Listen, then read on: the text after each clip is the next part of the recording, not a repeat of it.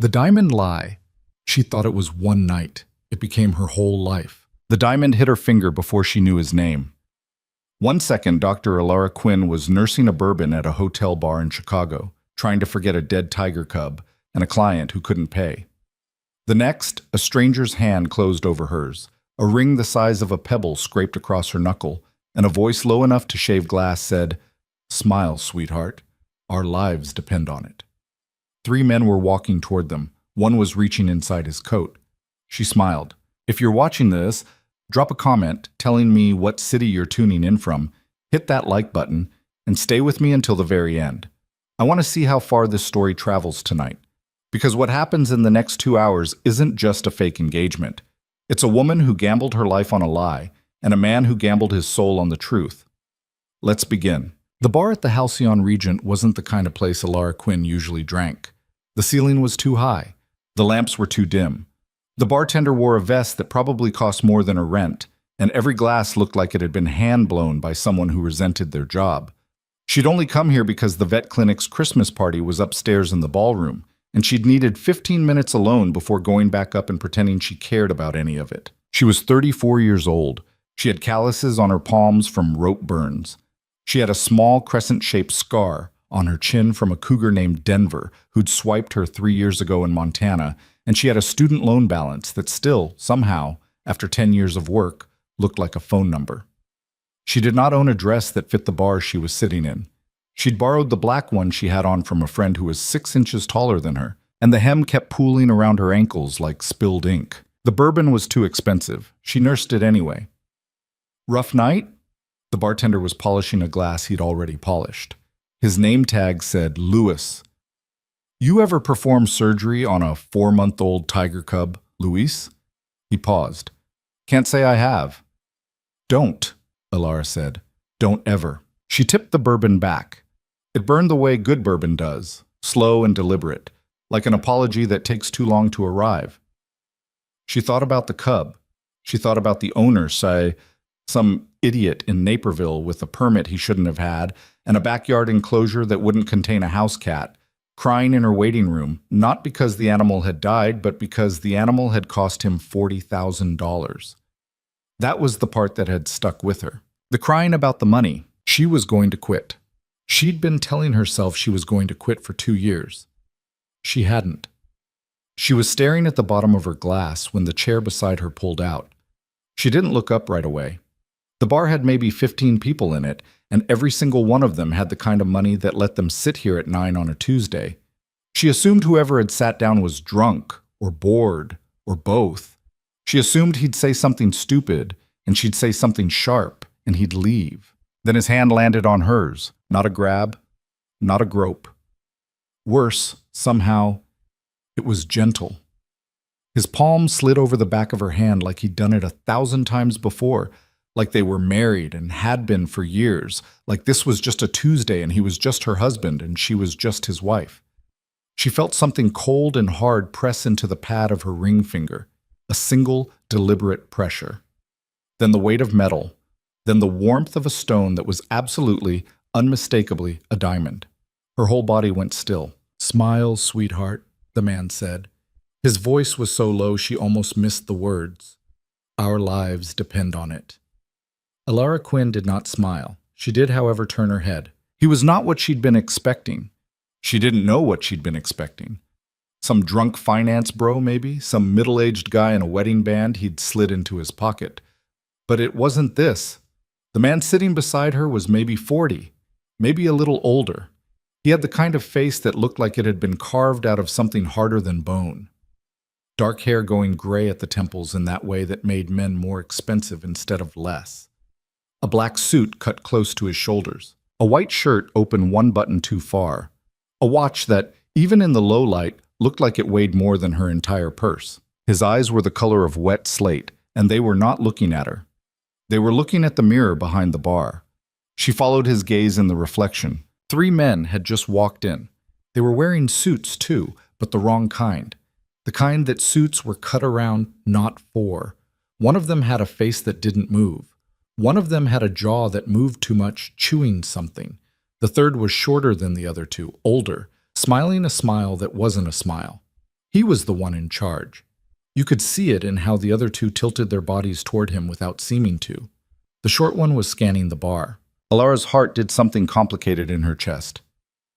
"If you scream," the man beside her said, still watching the mirror, "or stand up, or do anything other than let me put my arm around you in about 6 seconds, they're going to walk over here, and they're going to ask who I'm with, and when they find out I'm alone, one of two things will happen. Neither of them is good for you." "Get your hand off me," Alara said. "I will. In a minute. I'll explain everything in a minute. Right now I need you to do one thing." "What?" "Laugh." She stared at him. "I just told you something funny," he said. "You're about to laugh, not loud, just enough for him to see your shoulders move." "You're insane." "Entirely possible. Laugh." There was a part of Alara Quinn, the part that had survived 3 years in wildlife rehab in the Pacific Northwest, the part that had stitched up a wolverine with dental floss at 2 a.m. in a kitchen in Alaska, the part that had told her ex-husband to go to hell on the way out of a courtroom in 2019. That part of her was screaming, "Get up, walk out, call the cops. He just put a ring on your finger. He is telling you to fake laugh at a bar. You do not know him. He might be anything." There was another part of her, a smaller, quieter, stupider part that had already clocked the short man by the door. That had seen the way his coat hung heavier on one side. That had seen the look he gave the bartender when he asked a question, and the way Luis, the bartender with the polished glass, went a shade paler before pointing, subtly, in the direction of their end of the bar. They were looking for this man, and when they didn't find him with a woman, when they didn't find him with her, they were going to do something about it. She laughed. It came out broken and too quiet at first. Then, because she was angry, because she was terrified, because she was a professional at keeping her face calm while a 700-pound animal tried to kill her, she made it real. She tipped her head back. She let the laugh come from her throat. She reached up with her free hand and touched the stranger's jaw, the way a woman touches a man she's slept with. His pupils flared, just slightly, like he hadn't expected her to be that good. "That's it," he murmured. "That's perfect. Don't stop." His arm slid around her waist. Warm, solid. His thumb rested just above her hip bone, steady, like he was anchoring her. She leaned into him because the script said she had to. Her shoulder fit against his chest. She could feel the flat, controlled rhythm of his breathing. He was scared. She could tell. But it was buried under so many layers of discipline that only someone who'd spent her life reading animals, reading the tension in a lion's shoulders, the flare of a horse's nostrils, would have caught it. In the mirror, the short man's eyes landed on them. She felt it the way you feel a spotlight, a real, physical weight on the side of her face. She didn't turn. She kept laughing, softer now, and then she lifted her left hand, the hand with the ring on it, the ring she'd been wearing for less than 90 seconds, and she let it rest, very casually, on the stranger's chest. The diamond caught the light. In the mirror, the short man's smile flickered. Not wider, narrower, like a man recalculating a math problem. The stranger beside her turned his head toward her. His lips brushed her temple. To anyone watching, it looked like a kiss. "His name is Yuri Rashevsky," he whispered, almost too low to hear. "He runs half of the freight out of Newark. He thinks I owe him a favor. I don't. If he thinks I'm engaged, getting out, done, he has to wait. If he thinks I'm alone, he takes me out of this bar in the next 4 minutes and I don't come back." "Who are you?" she whispered. "My name is Adrian Volkov." She didn't know the name. She wasn't supposed to. But the way he said it, the weight of it, the flat, resigned gravity of it, told her that somewhere in this city, a lot of people did. "What kind of man are you, Adrian Volkov?" There was a pause. In the mirror, Yuri was moving, not toward them, toward the bar. He was going to order a drink. He was going to stand 10 feet away and watch. "The kind you don't want to know," Adrian said. "Can you keep smiling for 10 more minutes?" She exhaled, slow and steady, the way she did when a big cat was circling her in an enclosure. "I can keep smiling," she said, "for exactly as long as it takes me to get out of this bar alive. After that, you and I are going to have a very long conversation about the fact that you just put jewelry on a stranger." "Deal," he said. And then, like a man who'd done it 100 times, like a man she'd been with for years, he lifted her hand, the hand with the ring, and he kissed her knuckles. From the other end of the bar, Yuri Rashevsky watched, and Alara Quinn smiled at her fiancé of 97 seconds like her life depended on it. Because it did. But the 10 minutes lasted an hour. That was how it felt. Time did that thing it only did in emergencies, where every second stretched like wet leather and every breath had edges. Adrian Volkov ordered her another bourbon and a Macallan neat for himself, and they sat at that bar and performed a marriage. He asked her about her day. She told him about the tiger cub. She told him the truth, actually, which surprised her. She told him about the owner in Naperville, about the $40,000, about the crying. Adrian listened the way a man listens when he's paying for the conversation. His eyes stayed on her mouth. His thumb moved, slow, back and forth, across the back of her hand. Once, when Yuri drifted closer, Adrian leaned in and said something into her ear that wasn't words, just warm breath against her skin, and she laughed like it was the filthiest thing she'd ever heard. Yuri drifted away again. At one point, a woman came over, tall, blonde, in a dress that was barely a dress. She put her hand on Adrian's shoulder and said, "Adrian, darling, I didn't know you were in town." And Adrian, without missing a beat, said, "Celia, this is Alara, my fiancée." Celia's face did something complicated. "Fiancé." 2 weeks, Adrian said. He lifted Alara's left hand, casual, proud, and the diamond winked at the woman like a threat. "Still getting used to saying it." "Congratulations," Celia said. Her mouth said it. Her eyes did not. She walked away. Her heels were very loud on the marble floor. "Ex?" Alara murmured. "Worse," Adrian said. "Journalist." "Oh my God." He didn't elaborate. He didn't have to. Somewhere in Chicago, in the next 12 hours, a gossip column was going to run a line about Adrian Volkov's sudden engagement to a dark-haired woman at the Halcyon Regent, and Yuri Rashevsky was going to read that column. And it was going to buy Adrian Volkov something he desperately needed. It was going to buy him time. At 10:17, Yuri finally approached. He didn't come alone. The two men came with him, flanking him at a respectful half-step behind. And if you didn't know what you were looking at, you'd have thought they were uncles at a wedding. Yuri was smiling. His smile did not touch his eyes, but it was, in fairness, a good try. "Adrian," he said. His accent was thick and sanded down by years. "I thought that was you." Adrian turned on his stool like he was genuinely surprised. He wasn't. Alara could see the muscles in his forearm, where her hand still rested on his, go tight as piano wire. "Yuri," Adrian said. Warm, surprised, a lie so smooth it sounded true. "What are you doing in the city?" "Business." Yuri's eyes flicked to Alara. "And who is this beautiful woman?" "My fiancée," Adrian said. The word landed in the air between them like a coin hitting a table. Everyone heard it drop. Yuri's smile didn't change, but something behind his eyes did. Some calculation, some gear turning. And Alara, who had watched leopards stalk and foxes hesitate, and mountain lions decide whether to charge, saw the exact moment he made a choice. "Fiancée," Yuri repeated. "Alara Quinn," Alara said, and she extended her left hand ring first, because she'd decided somewhere in the last 10 minutes that if she was going to be in this, she was going to be good at this. "It's nice to meet you." Yuri took her hand. His was dry and cool. He didn't shake it. He held it, turned it, looked at the ring like a jeweler would. "That," he said, "is a very beautiful stone." "Thank you." "How long?" "Excuse me?" "How long have you been engaged?" Alara did not let herself look at Adrian. She let her face do something soft. 2 weeks and 3 days, she said. "He did it in Aspen. I cried. It was embarrassing." She didn't know where Aspen had come from. It was the first place her brain had produced. Yuri's smile widened. Real this time, or at least a better fake. "Congratulations, Dr. Quinn," he said. She felt the doctor. She hadn't told him she was a doctor. Neither had Adrian. She smiled wider. "Thank you." Yuri released her hand. He turned to Adrian. "We have to talk," he said. "You and I." "Absolutely," Adrian said. "Not tonight?" "Not tonight." A pause.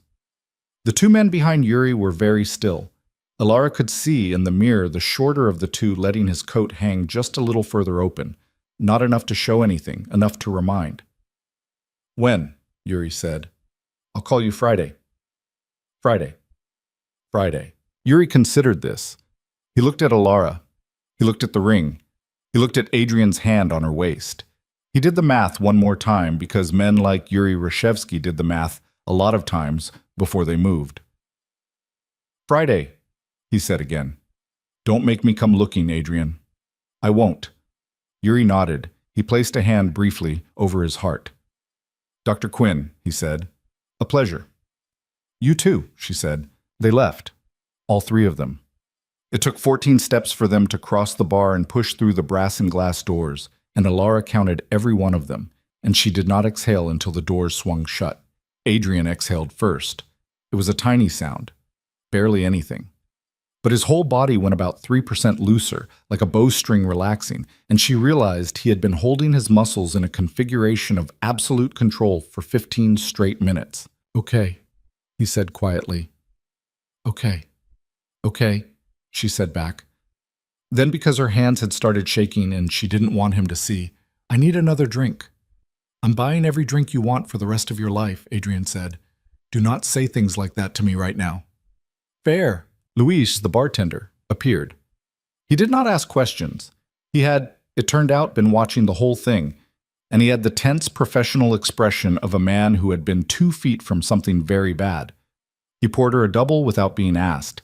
He slid it across the bar. On the house, he said. Thank you, Luis. Ma'am, Luis said. Sir. He looked carefully at Adrian. If you need a side exit, the kitchen has one. Turn left out the swinging doors, third hallway on your right, marked staff. I know it, Adrian said. Of course you do. Luis went away. Alara drank half the bourbon in one pull. It burned harder this time, and she was glad, because the burn was something she could focus on that wasn't the thin, cold shake that had started in her hands and was now moving up her arms. Look at me, Adrian said gently. She didn't. Alara, he said. Look at me. She looked at him. In the low light, his face was unreadable again. The slate-gray eyes, the jaw, the mouth that could apparently produce lies at a professional level. But something in him had come loose now that Yuri was gone. Some exhaustion had surfaced that he hadn't let show before. He looked for a second like a man who'd been running very fast for a very long time and had just been allowed to stop. I am sorry, he said. For what part? All of it. But specifically, the ring, the lie, dragging you into this. You didn't deserve any of it. No, she said. I didn't. I owe you an explanation. You owe me several. She lifted her left hand. The diamond, God, it was big. It was obscene. It was probably worth more than her entire life, caught the light between them. Starting with this, and continuing with whoever that man was, and ending with, in detail, and I mean detail, what the hell I just walked into. Adrian was quiet for a second. He signaled Luis. He ordered a second Macallan and paid for the tab. Cash, she noticed, a thick fold of it peeled off and laid down like it was nothing, and then he stood and offered her his arm. Not here, he said. Adrian, not here. His voice was low. Yuri left 2 men across the street. They're in a black SUV, 40 feet from the valet stand. They're going to sit there for another 6 hours to make sure you and I leave together, go home together, and wake up together. If you walk out that door alone tonight, by morning they'll know everything about you. Your name, your clinic, your address in Oak Park. The fact that your mother lives in Evanston. The fact that you have a sister in Seattle and an ex-husband in Denver. I need you to understand that. I need you to understand that the second you put that ring on, you became part of this, and the only way out of it is through it. She stared at him. How do you know about my mother? He didn't answer. How do you know about Evanston? I had you looked up, he said. Between the time I sat down and the time I kissed your hand, I had 52 seconds. I have people who are very good at their jobs. Oh my God, I needed to know, he said quietly. If there was anyone who was going to come looking for you tonight if you didn't come home, anyone who would raise an alarm fast, because if there was, I couldn't do what I did. I would have had to take the bullet. She stared at him. You would have what? I would have let them take me, he said. I wouldn't have pulled a stranger in, but your mother is asleep. Your sister is in a different time zone. You live alone. Your clinic thinks you're at a party upstairs. You have until about 7 tomorrow morning before anyone notices you're missing. That is the most terrifying thing anyone has ever said to me. I know. I'm sorry. Stop saying you're sorry. I'm sorry. She laughed. She didn't mean to. It was a short, cracked, unhinged thing, and it fell out of her mouth and bounced across the bar, and Adrian's mouth twitched, the first honest expression she'd seen on him all night. Come on, he said, and held out his arm. She took it. She didn't know why she took it. She told herself later, and she would tell herself many, many times later, that it was because he was right, that the SUV was real, that Yuri was real, that the two men who had been chewing and not moving were real, and that walking out of the Halcyon Regent alone at 10:30 at night with a ring on her finger that a mobster had just photographed in his mind was not a survivable choice. But there was something else, something smaller, something she would not admit for weeks. He had asked. He had not grabbed her. He had not ordered her. He had asked her to look at him, and then he had offered her his arm, and he was waiting now for her to decide. That was a thing she was not used to. She took his arm. The car was a black sedan with tinted windows, pulled up under the hotel's front awning like it had been waiting. It had been waiting. A driver, late 50s, salt and pepper buzz cut, face like a folded map, held the door without a word. Adrian guided her in with a hand at the small of her back. He got in after her. The door shut with the soft, heavy thump of armor. Mikhail, Adrian said. Home. Short way or long way, the driver said. Long way. The car pulled out. In the side mirror, Ilara saw a black SUV, 2 cars back, pull out after them. They're following us, she said. I know. Isn't that bad? It's excellent. If they follow us home, they confirm we live together, which confirms the story. If they don't follow us home, it means they already know where I live, which is less useful but still not catastrophic. How is any of this your life? It wasn't supposed to be. He was looking out the window. The city slid past them, Christmas lights on the Mag Mile, the lake a black wall beyond the buildings, the kind of snow that hadn't decided yet whether to stick. He had taken his left hand out of his coat pocket, and she realized for the first time that he was also wearing a ring, a thin platinum band on his ring finger. He had put his on, too. Of course he had. You couldn't have a fiancé without being a fiancé. I want to know everything, she said. Right now. In this car. Before we get wherever we're going. Because when we get there, I need to be able to make a decision, and I can't make a decision with the information I currently have. Adrian turned from the window. For the first time since he'd slid the ring on her finger, he looked at her like she was a person and not a move in a game.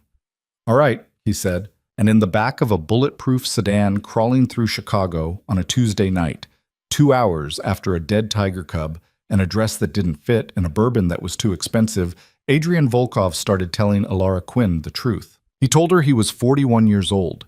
He told her his father had come to New York from a small town outside Volgograd in 1979, with a wife who was already pregnant and a cousin who already had work, the kind of work they didn't talk about at dinner. He told her he had been 12 years old the first time he'd seen his father hurt a man. He told her he had been 19 the first time he had done it himself.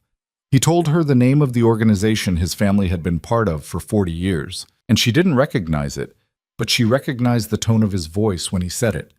It was the tone of a man saying the name of a disease he'd been born with. He told her that 3 years ago, something had happened. He didn't tell her what yet. He said carefully, something happened, and his jaw did something, and she let it go.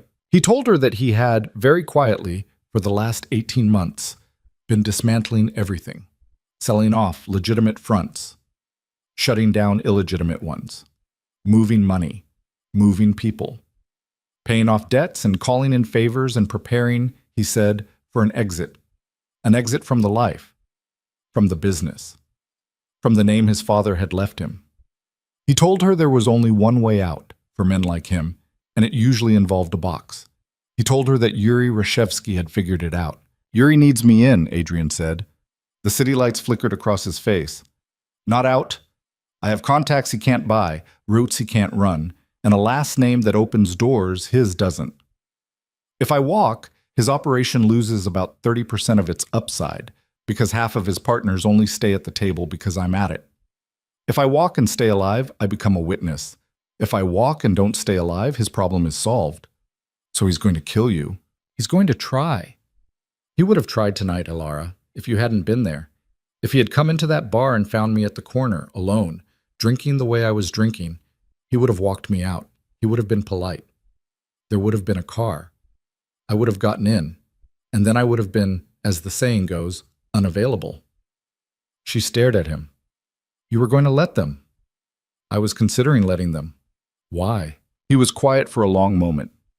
The sedan rolled through a red light, slow and smooth, because there was no one in the intersection, because Mikhail did not drive like a normal person. Because I am very tired, Adrian said finally. And because I wasn't sure tonight that I had a way out that didn't cost somebody else their life. And I decided, about an hour before you sat down at that bar, that I would rather pay the bill myself. What changed? He looked at her. You sat down at the bar. That is not a reason. It is, he said, for me. The sedan slid off Lakeshore Drive. Snow had started to stick, a thin white dust on the hoods of parked cars. The SUV was still behind them, 2 cars back, patient as a wolf. Here's what I'm asking, Adrian said. I'm asking for 6 weeks. I'm asking you to be, publicly, for anyone who is watching, my fiancée. You will live in a wing of my home that you never have to leave unless you want to. You will be protected around the clock by people I would trust with my life, because I have. You will continue your practice. We will arrange your transport. In return, you will appear with me at 3 events, a charity dinner, a private party, and one other. He paused. The other is harder. I'll explain it later. 6 weeks. 6 weeks. At the end of which, the transition will be complete. The threat will be managed, and we will announce that we have, sadly, called it off. You will return to your life. The ring stays with you. It's worth about $400,000. Sell it, keep it, throw it in the lake. I don't care. It is yours. In addition, I will pay you $1 million in full, in cash, in an account of your choosing, 30 minutes after we part ways. She stared at him. $1 million in cash? For 6 weeks of pretending. For 6 weeks of being the only thing standing between me and a grave. She looked at the ring. It was heavier than she'd thought a ring could be. Her hand, when she lifted it, looked unfamiliar, like some other woman's hand, a richer woman, a woman who had decisions Elara Quinn had never had. Why me? She said. What? Out of every woman in that bar, every woman in that hotel, why me? Adrian's mouth did the thing again, the small, exhausted, almost smile. Because you didn't look scared, he said. You looked angry. At what? At your drink, at the room, at whatever had put you in that dress. I looked at you and I thought, that is a woman who has had a very bad day and is not in the mood to lose any more of it. And I thought, she might, if I'm very lucky and very careful, let me borrow her courage for 10 minutes. She didn't say anything. I was right, Adrian said softly. I was very, very right. The sedan slowed. They had turned off the last major road. They were somewhere north of the city now, on a long private drive lined with black iron and old trees. At the end of it, through the snow, a house was taking shape. Low, dark, enormous, wrong for the neighborhood, the kind of house that said money before it said anything else. Adrian. Yes. If I say no. He considered this. If you say no, he said, Mikhail will drive you home, your home, Oak Park. Mikhail will walk you to your door. He will check every room. He will wait in his car, in your driveway, for the rest of the night, and for the next 10 nights after that.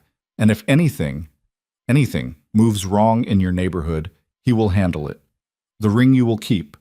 The money I will transfer anyway, $50,000, for tonight, for what I put on your hand without asking.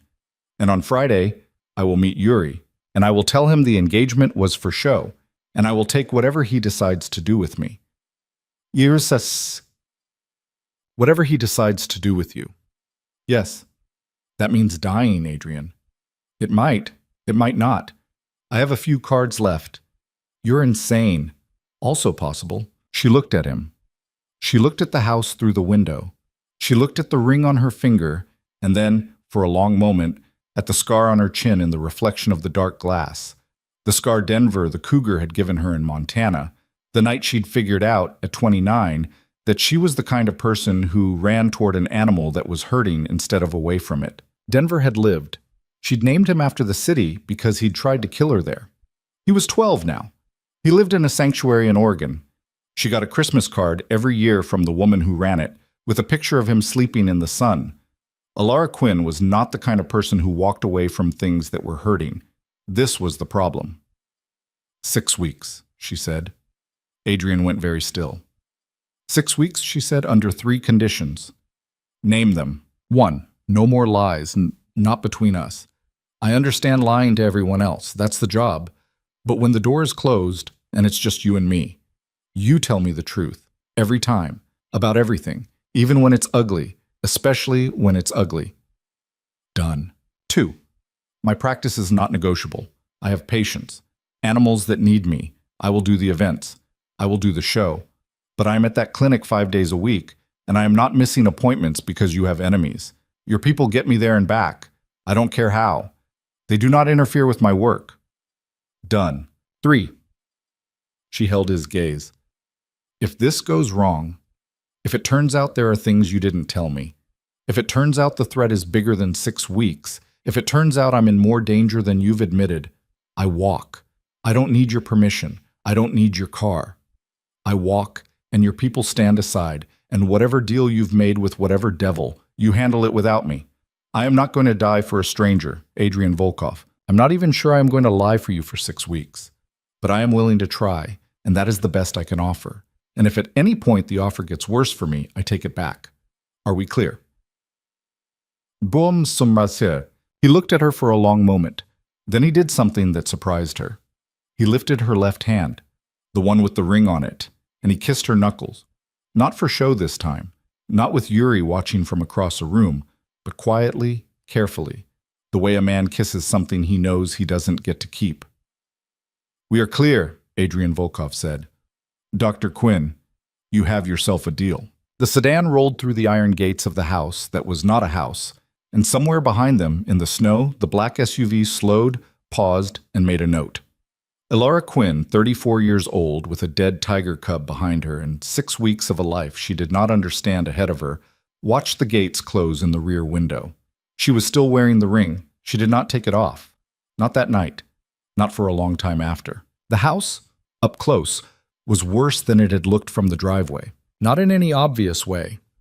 The obvious parts were fine. Stone and dark wood and a foyer that smelled like old leather and fresh pine.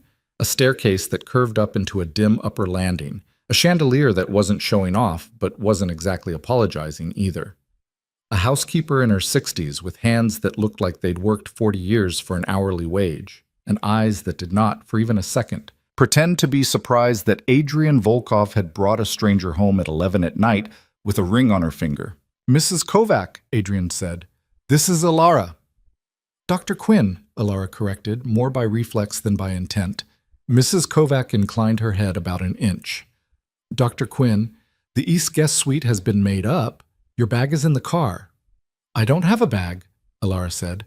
I came to a Christmas party. Of course. Mrs. Kovac's face did not change. I'll lay out a robe, a toothbrush, something to sleep in. Breakfast at 7, unless you prefer later. 7 is fine. Mr. Volkov takes his in the study. I'll take mine in the kitchen, Alara said, if that's all right. Mrs. Kovac paused. Something in her mouth, the ghost of something, not quite a smile, moved and didn't. Yes, Dr. Quinn, she said. Of course. She took Alara up the stairs. The East Guest Suite was bigger than Alara's entire house. A bedroom, a sitting room, a bathroom with a soaking tub that looked like it had been carved out of one piece of stone, and a closet, it turned out, that already had clothes in it. Not a lot. Enough. Things in her size, things she would have picked. Jeans, 2 sweaters, a black dress that cost real money, shoes that fit. I didn't give anyone my size, Alara said. No, ma'am. How did... Mr. Volkov is very thorough. Mr. Volkov is very something. Mrs. Kovac's mouth did the thing again. Good night, Dr. Quinn. Good night, Mrs. Kovac. The door closed. Elara stood in the middle of the sitting room in her too long black dress and looked down at her left hand. The diamond was obscene under the lamp. It threw off a little fleck of rainbow light onto the wallpaper, like a tiny insult. She sat down on the edge of the bed. Her knees, which had held up fine in the bar, and fine in the car, and fine in the foyer, decided now was a reasonable time to start shaking. She put her head in her hands. She thought about calling her sister. She thought about calling her mother. She thought about calling her ex-husband, of all people, because he was a cop in Denver, and he would have known what to do. She thought about all of that for roughly 90 seconds. And then she picked her phone out of her clutch, opened her contacts, and didn't call anyone. Because she had agreed. She had looked at a man she'd known for 45 minutes, and she had said, 6 weeks, under 3 conditions. And he had said, done, done, done. And now she was in a house in the north suburbs with a diamond on her finger and a housekeeper who knew her bra size, and that was a decision she had made with her own mouth. She got up, she rinsed off her mascara, she put on the robe, cashmere because of course it was, and the silk pajamas Mrs. Kovac had laid out on the bed like a question she didn't have to answer tonight. She turned off the lamp. She lay on her back in a strange bed, and she stared at the ceiling, and she did not, for a long time, sleep. Somewhere in the house, 2 floors down, a door opened and closed. Footsteps. A low voice. Then silence again. She thought, he's still awake. She thought, good. He was awake because he did not sleep on nights that ended like this. Adrian had a study on the ground floor that faced the back lawn, a long room with a desk that had belonged to his father and a chair that had not. The chair was new, 8 months new. His father's chair had been thrown out the same week Adrian had fired half the men on the payroll, and there were people in his organization who had understood after that something was changing, and there were people who had not. Yuri was one of the ones who had not. Adrian sat in the new chair with the lights off and a glass of water. Not whiskey, he didn't drink after incidents. He had a rule, and he went through the evening one moment at a time. The bar. The 3 men. The way Luis had paled and pointed. The moment he'd seen Elara Quinn in the mirror, before she'd known he was there. The straight line of her back. The bourbon in her hand. The way she had, very clearly, been alone and angry and uninterested in being interrupted. He had made his decision in about 4 seconds. He had walked over. He had sat down. He had put a ring on a stranger. He had, in other words, done something he would have, a year ago, considered unforgivable. He closed his eyes. The phone on his desk buzzed. He picked it up. "Tell me," he said. "They went back to the hotel," said the voice. "They had 2 more drinks. Rashevsky made a call. He was on it for about 11 minutes. He's in the penthouse suite at the Regent until tomorrow at noon, flying out of Midway on a private at 1. His men are splitting, 1 in the lobby, 1 in the parking structure. They were on us until the gate. They've peeled off now. Did the call go to New York or to Brighton Beach?" "Newark." "Newark." "Yeah." Adrian opened his eyes. "That's interesting," he said. "Yeah. Keep me posted." "Yeah, boss." He put the phone down. Newark meant Yuri was checking in with somebody who was not technically his boss, somebody he deferred to but did not report to, and that meant the engagement had bought more than Adrian had dared hope for. It meant Yuri was not 100% sure what to do. It meant Yuri was asking. That was a very small window, but it was a window. Adrian stood up. He walked to the glass doors that looked out over the back lawn. The snow had gotten more serious. There were tracks across the grass where one of the nightmen had walked the perimeter 30 minutes ago, filling in slowly. Beyond the property line, the trees were black and still. He thought about the woman upstairs. He had not lied about much tonight. He had lied about one thing. He had not told her the full shape of what he was about to try. Not the charity dinner, not the private party, not even, really, the 6 weeks. He had told her the parts of the plan that were true, but he had left out the plan that was true under the plan that involved a man named Graham Delaney at the Federal Bureau, and a binder of documents Adrian had been building for 18 months, and a conversation scheduled for 10 days from now that, if it went the way Adrian needed it to go, would end the Volkov operation and half of Rashevsky's with 1 signature. He had not told her because she had not asked, and because if he had told her, she might not have said yes. He rested his forehead against the cold glass and let out a long breath that fogged it. "Tell the truth," he had said. Every time. About everything. He had lied about that too. He would have to make it not matter. She woke up at 5:47 because she always woke up at 5:47. The clinic opened at 7. She ran on a kind of internal alarm that didn't care what bed she was in. For 3 seconds, she didn't remember. She thought she was in her own bed. She thought the dry, expensive smell was her laundry. Then her left hand moved and the ring hit the pillow with a small, heavy thud, and everything came back. She lay there. She counted the ceiling medallions. There were 3, because of course there were. And she thought about the fact that her patients did not care who her fake fiancé was. Mrs. Halim's parrot had a respiratory infection that was supposed to be rechecked today. The Bergsons' Maine Coon needed a dental. A bearded dragon named Rufus was coming in to have an abscess drained, and his owner was an 8th grader named Maya, who had saved up her allowance for 3 months to pay for the visit, and Alara had, at this last appointment, quietly arranged with her front desk to charge the kid half. She got up. There were clothes in the closet, as promised. She put on jeans that fit her better than jeans she'd bought for herself. She put on a clean flannel. She pulled her hair back. She stood in front of the bathroom mirror for a second and looked at herself, a 34-year-old vet with tired eyes and a ring that was worth her yearly rent 5 times over, and she said out loud, "Okay." She went downstairs. Mrs. Kovac was in this kitchen. So was a coffee maker that looked like it had a PhD, and a plate of toast, and eggs, and fresh fruit, and a bowl of steel-cut oats with a little pitcher of cream, and a glass of orange juice that had, Alara could smell it from the doorway, actually come out of an orange that morning. "Dr. Quinn, Mrs. Kovac, Mr. Volkov is in the study. He asked that I tell you he is available whenever you'd like to speak. He did not expect you up this early." "I'm always up this early?" "Yes, ma'am." Alara sat at the kitchen island. The coffee was the best coffee she had ever had in her life. She said so. Mrs. Kovac did the almost smile thing again. "He's particular about beans," she said. "I'm starting to notice that he's particular about a lot of things." "Yes, Dr. Quinn." Alara ate. When she was done, she carried her plate to the sink, because she was her mother's daughter, and you did not leave a plate in someone else's house. Mrs. Kovac took it away from her, gently and firmly, in the way of someone whose job was her job and whose dignity did not allow it to be taken. "The study?" Alara said. "Through the foyer, down the hall on your right, past the library. It's the door at the end." "Thank you." "Dr. Quinn." She paused. Mrs. Kovac looked at her for a second. Her face, in daylight, was younger than her hands.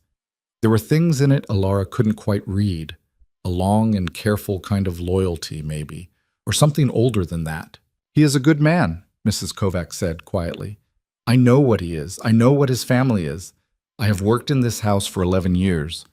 But I want you to know, from me, that he is a good man who has done bad things, and he has been trying very hard to stop. I do not say this to everyone. I say this to you." Alara did not know what to say. "Thank you," she said, finally. Mrs. Kovac turned back to her dishes. Wapan. He was at the desk. He had not slept. She could tell because the skin under his eyes was a shade of blue that was not tiredness, but something further on. He had changed his shirt. He was on his 3rd cup of coffee. She could see 2 empty cups on a silver tray. When she came in, he stood up. "You're up early," he said. "So are you." "I didn't go to bed." "I noticed." He gestured to a chair. She sat. He sat. There was a pause. "I want to see my clinic today," she said. "All right. At 7. That's in 40 minutes. I'm aware. Mikhail will drive you. There will be a second car behind him with 2 men. You'll be back here by 6. If you need to stay late on an emergency, you'll call Mikhail, and he'll—" "Adrian," he stopped. "Tell me what I'm walking into today," she said. "At my clinic. Is there going to be a man in the parking lot? Are they going to follow me in? Is someone going to hurt one of my receptionists? I need to know." "No," he said. "No?" "No. Yuri flew out of Midway at 1 this afternoon. Yesterday afternoon, I should say. His men are gone. He made a call to Newark last night, which means he's consulting. He's not going to act for at least a week while he's figuring out what to do about me. That week is what I need. Your clinic will not be watched. Your patients will be fine. The men who follow you today are for my comfort, not because I believe you are in danger. How do I know that? Because I am telling you. I need more than that. He looked at her for a long moment. Then he opened a drawer of the desk and pulled out a phone. Not a smartphone. An old flip phone, cheap, the kind you bought at a gas station. This is yours for the next 6 weeks, he said. There are 2 numbers programmed in it. The first is me. The second is a man named Graham Delaney. He is a federal agent. He has been my contact for the last 18 months. He knows your name as of 3 hours ago. He knows where you work. He knows what car Mikhail drives. If at any point, Alara, you feel you are in danger, you feel I have lied to you, you feel anything has changed that you do not understand, you press 2. You press send, you say the word cougar, and within 20 minutes, 3 federal vehicles will be at your location. She stared at the phone. You have a federal agent on speed dial. Yes. As your backup plan. Yes. To you. Yes. Adrian. What are you actually doing? He was quiet for a second. Getting out, he said. That is not a full answer. It's the one I have right now. You promised me the truth. I promised you the truth between us in this house. I am telling you the truth. I am getting out. The cleanest way out, for a man in my position, is not a resignation letter. It is a federal case. I am building one. I have been building one for a year and a half. When it is finished, Yuri Rashevsky goes to prison. So do the 4 men above him. So does an organization I will not name because I do not want you to know it. So, for about 18 months, do I. I will do my time. I will come out. I will be a civilian. That is the plan. That is the entire plan. The engagement was not in the plan. You are an unexpected variable, but the plan is real and it is the truth, and I am telling you now because you asked. Mama Tumkemi. She looked at the phone in his hand. You're going to prison. 18 months, minimum security likely. Cooperators wing. I have, as they say, been giving them a lot of help. Why are you telling me this? Because you asked. Adrian, why are you telling me this? You could have lied. You could have gotten me through 6 weeks without this. I am going to be gone in 42 days. You could have. I could have, he said. Yes, but you asked. She sat with that. The diamond on her finger felt suddenly different, not less real, more real, heavier. She had taken it thinking it was a costume. She realized now that it was something closer to a promise, and that the promise was bigger and older and stranger than she had understood when she'd said yes to it in the back of a sedan. Okay, she said. Okay. Okay. That's it? You told the truth when I asked. That was the deal. I'm not rewriting the deal. He let out a breath. She hadn't known he'd been holding it. Alara, he said. Yes. Thank you. Don't thank me. Drive me to work. Mikhail drove her to work. The car behind them was a dark SUV with 2 men in it she didn't know and wasn't introduced to. Mikhail parked across the street from the clinic. He walked her in. He checked the back room and the supply closet and the bathroom with the broken lock, and then he left. And he sat in the car, and he did not come in again for 11 hours. Her receptionist, a 23-year-old named Beth, who had been with her for 2 years, looked at Mikhail through the window and then at the ring and then at Alara. What? Beth said. Don't. What? Beth. There is a man in a Lincoln in the loading zone. I know. You have a ring on your hand that I could fit my thumb through. Yes. Dr. Quinn. Beth, I am going to ask you something, and I need you not to ask me follow-up questions, and I need you to trust me. Can you do that? Beth looked at her for a second. Yeah, Beth said. Yeah, I can do that. Thank you. Is it his fault? What? Whatever it is. The man in the Lincoln, the ring, whatever you walked into last night, is it his fault or yours? Both, Alara said after a moment. It's both, Beth. Beth nodded slowly. Mrs. Halim's at 9, she said, and that was the end of it. The parrot had the respiratory infection. The Maine Coon got the dental. Maya came in at 4 with Rufus the bearded dragon, and Alara drained the abscess herself and didn't charge her anything at all. And when Maya tried to pay, Alara told her the billing system was down and the computer would sort it out later. And Maya believed her because Maya was 12. And she left with Rufus in a pillowcase and a little tub of antibiotic ointment. And Alara watched her go and thought, This is the thing I am not letting them take. At 6:15, she walked out of the clinic and into the back of the Lincoln. Mikhail was patient. He did not ask her about her day. He drove her to the house that was not a house, and she showered, and she changed into a sweater and jeans that fit her better than anything she owned, and she came downstairs and found Adrian in the kitchen, which surprised her. He was chopping onions. Badly. He was chopping them badly. He was holding the knife wrong, cut not dangerous, just inefficient, and the pieces were uneven, and he was frowning at the cutting board like it had insulted him. "What are you doing?" Alara said. "Cooking." "Why?" "Mrs. Kovac is off on Wednesday nights. She goes to her sister's in Gary. I have told her for 11 years she does not need to cook on Wednesdays because I can feed myself. I can't, really, but she lets me pretend." "You can't chop an onion." "No." "Give me the knife." "Alara." "Adrian." He gave her the knife. She chopped the onion in about 40 seconds. He watched. She was aware he was watching, and she was aware of being aware, and she kept her eyes on the onion. "What are you making?" she said. There was going to be pasta. Was. In the abstract. "Okay, get me the garlic." He got her the garlic. They made pasta. It was not fancy. It was onion and garlic and a can of crushed tomatoes and some basil and some parmesan and some spaghetti, and they sat at the kitchen island with 2 bowls and 2 glasses of water. He did not offer her wine, she noticed, and she did not ask. And they ate. And she realized, about halfway through, that they were having a conversation, a real one. He asked her about her patients. She told him about Rufus. He laughed, once, a quiet, surprised laugh, like he hadn't expected the sound to come out of him, and she filed it away, in the part of her brain that noticed things, as a thing he did not do very often.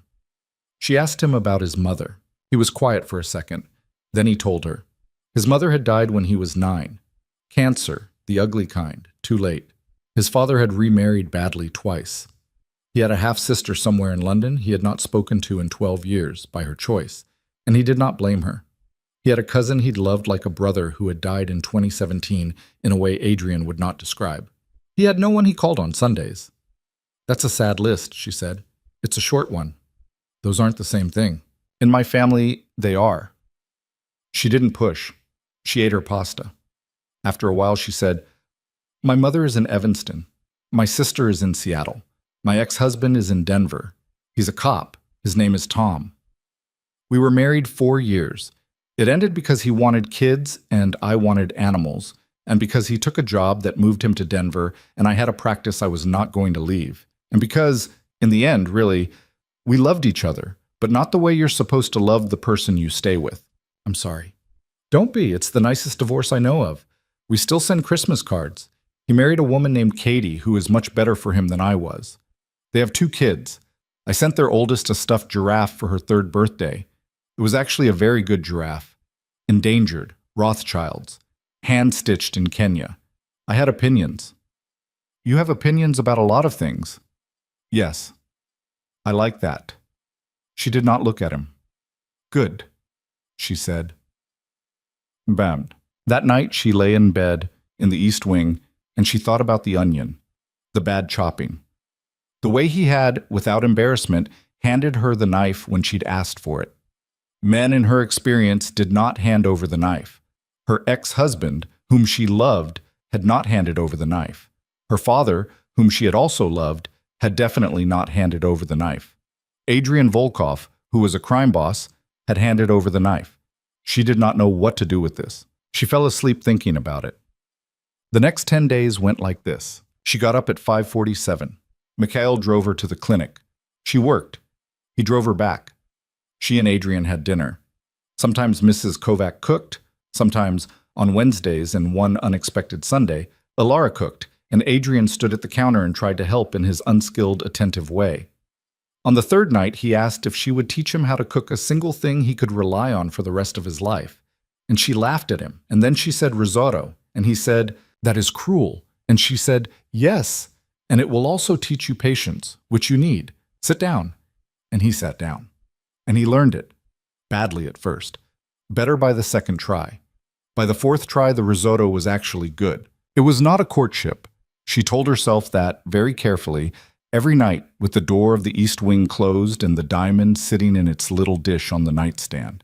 It was not a courtship. It was 6 weeks. It was $1 million. It was a lie she was getting paid to tell. And the lie required them to be comfortable with each other.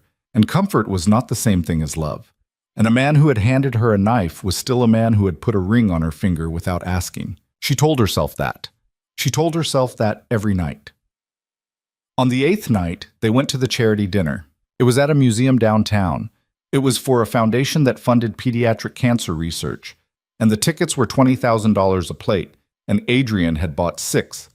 For himself, for Alara, for a state senator Alara had never heard of, for the senator's wife, for a man named Marcus who turned out to be Adrian's lawyer, and for Marcus's wife, a sharp-eyed woman named Janine who taught constitutional law at the University of Chicago and who, within 4 minutes of sitting down, was Alara's favorite person in the room. Alara wore the black dress from the closet.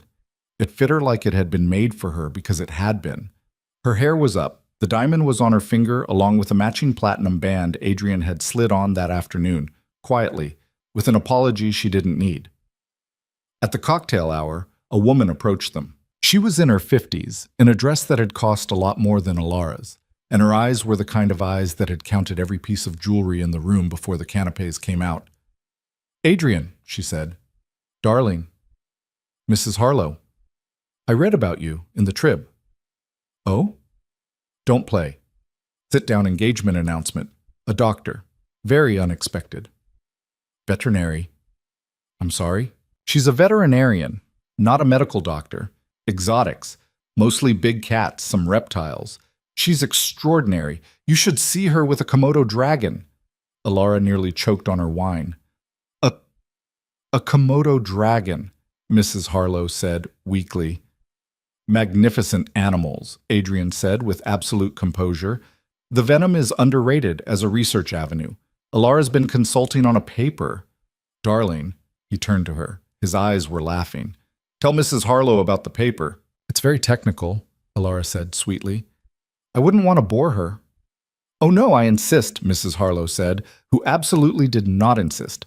"It's about anticoagulant peptides in Varanus komodoensis saliva," Alara said smoothly, because she had, in fact, read a paper about this 4 years ago in a waiting room, and their potential applications in pediatric stroke research, which, now that I think about it, is relevant to tonight's cause. "Have you donated yet, Mrs. Harlow? Or are you still deciding?" Mrs. Harlow blinked. She had the look of a woman who had come over to humiliate a fake fiancé and was now being pitched for money by one. "I was still deciding." "Let me introduce you to the development director," Alara said. "She's lovely. Adrian, darling, would you?" "Of course," Adrian said. He walked Mrs. Harlow over to the development director and came back 90 seconds later, a little flushed at the edges, and stood next to Alara and took her hand in his. "You," he said very quietly, "are a menace." "I am a consultant," Alara said. "On a paper. Don't do that again." It was the first thing that came to my mind. Big cats would have been fine. You had to escalate to Komodo. You handled it. I always handle it. Stop testing me. "Yes, ma'am." At dinner, the senator asked her how they'd met. She had been prepared for this one. She and Adrian had rehearsed it in the car. "We met at a fundraiser," she said, "for the wildlife sanctuary I work with in Oregon. Adrian had been a donor for years, anonymously. I recognized his face from a board meeting photo my director had shown me.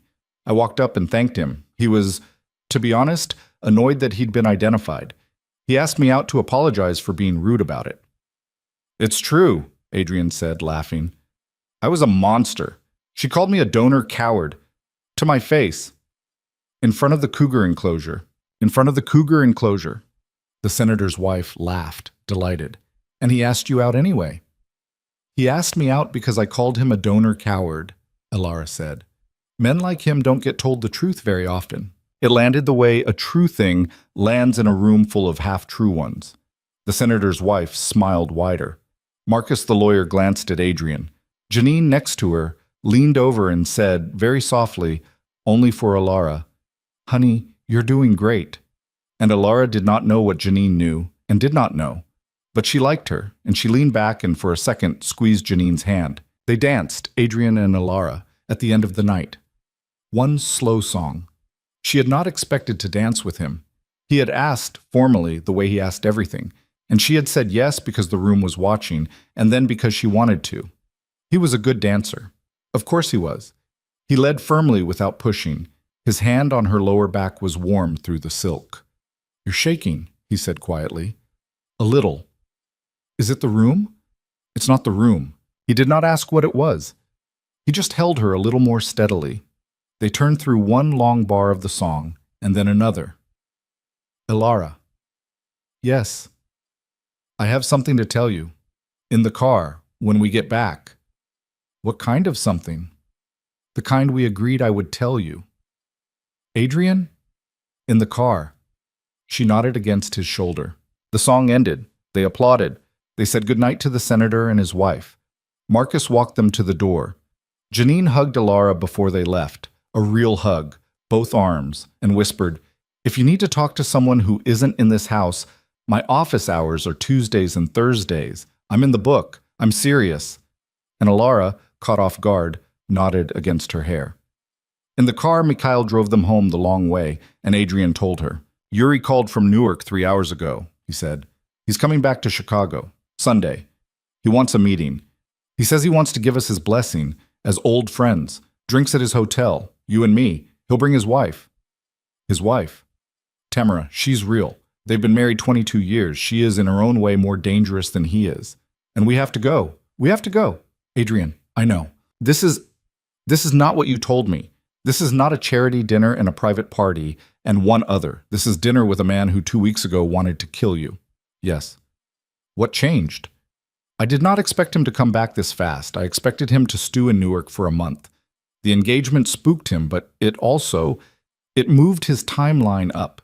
He wants to see us together, in front of him, at a table. He wants to see if it is real. And if he decides it isn't, then we have a problem that is larger than the one we have now." She closed her eyes. "Is Graham Delaney going to be at this dinner?" "No, but he will know it is happening, and if it goes wrong, he will be very close by." "How close?" 3 blocks. "Adrian." "I know." She opened her eyes. She looked at the diamond on her finger. She looked at the man across from her, in the back of the car, watching her with his face set in a way she had learned in 10 days to read as afraid without admitting to being afraid. "I need you to promise me something," she said. "Anything. If it goes wrong on Sunday, if the dinner turns, if it stops being dinner, you are not going to do something stupid to protect me." "Alara, I'm serious. Listen to me. If it goes wrong on Sunday, you are not going to throw yourself at a gun because I am at a table. You are going to sit down. You are going to let the men you have hired do their jobs. You are going to call Delaney.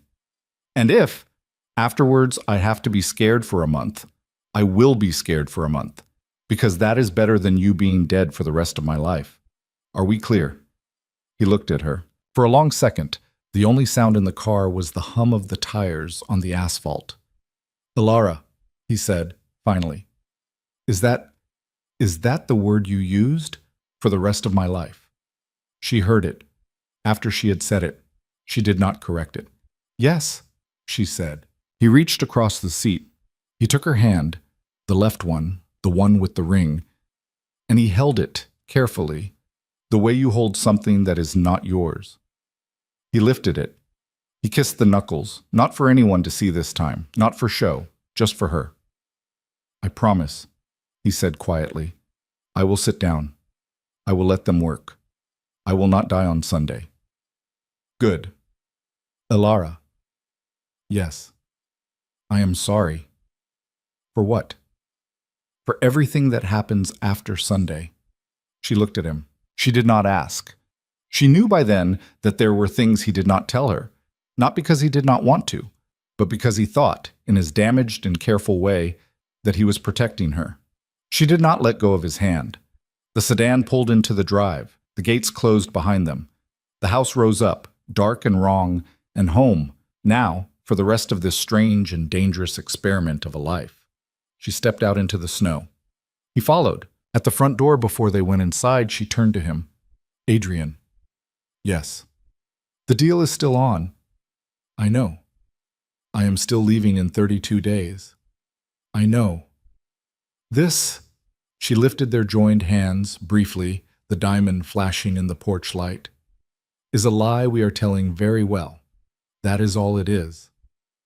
I know, he said, but there was something in the way he said it, a flatness, an acceptance that was not acceptance, and I know it is supposed to be, that she would think about later, in bed, with her hand on the pillow and the ring back on the nightstand, until she finally fell asleep at 2 a.m.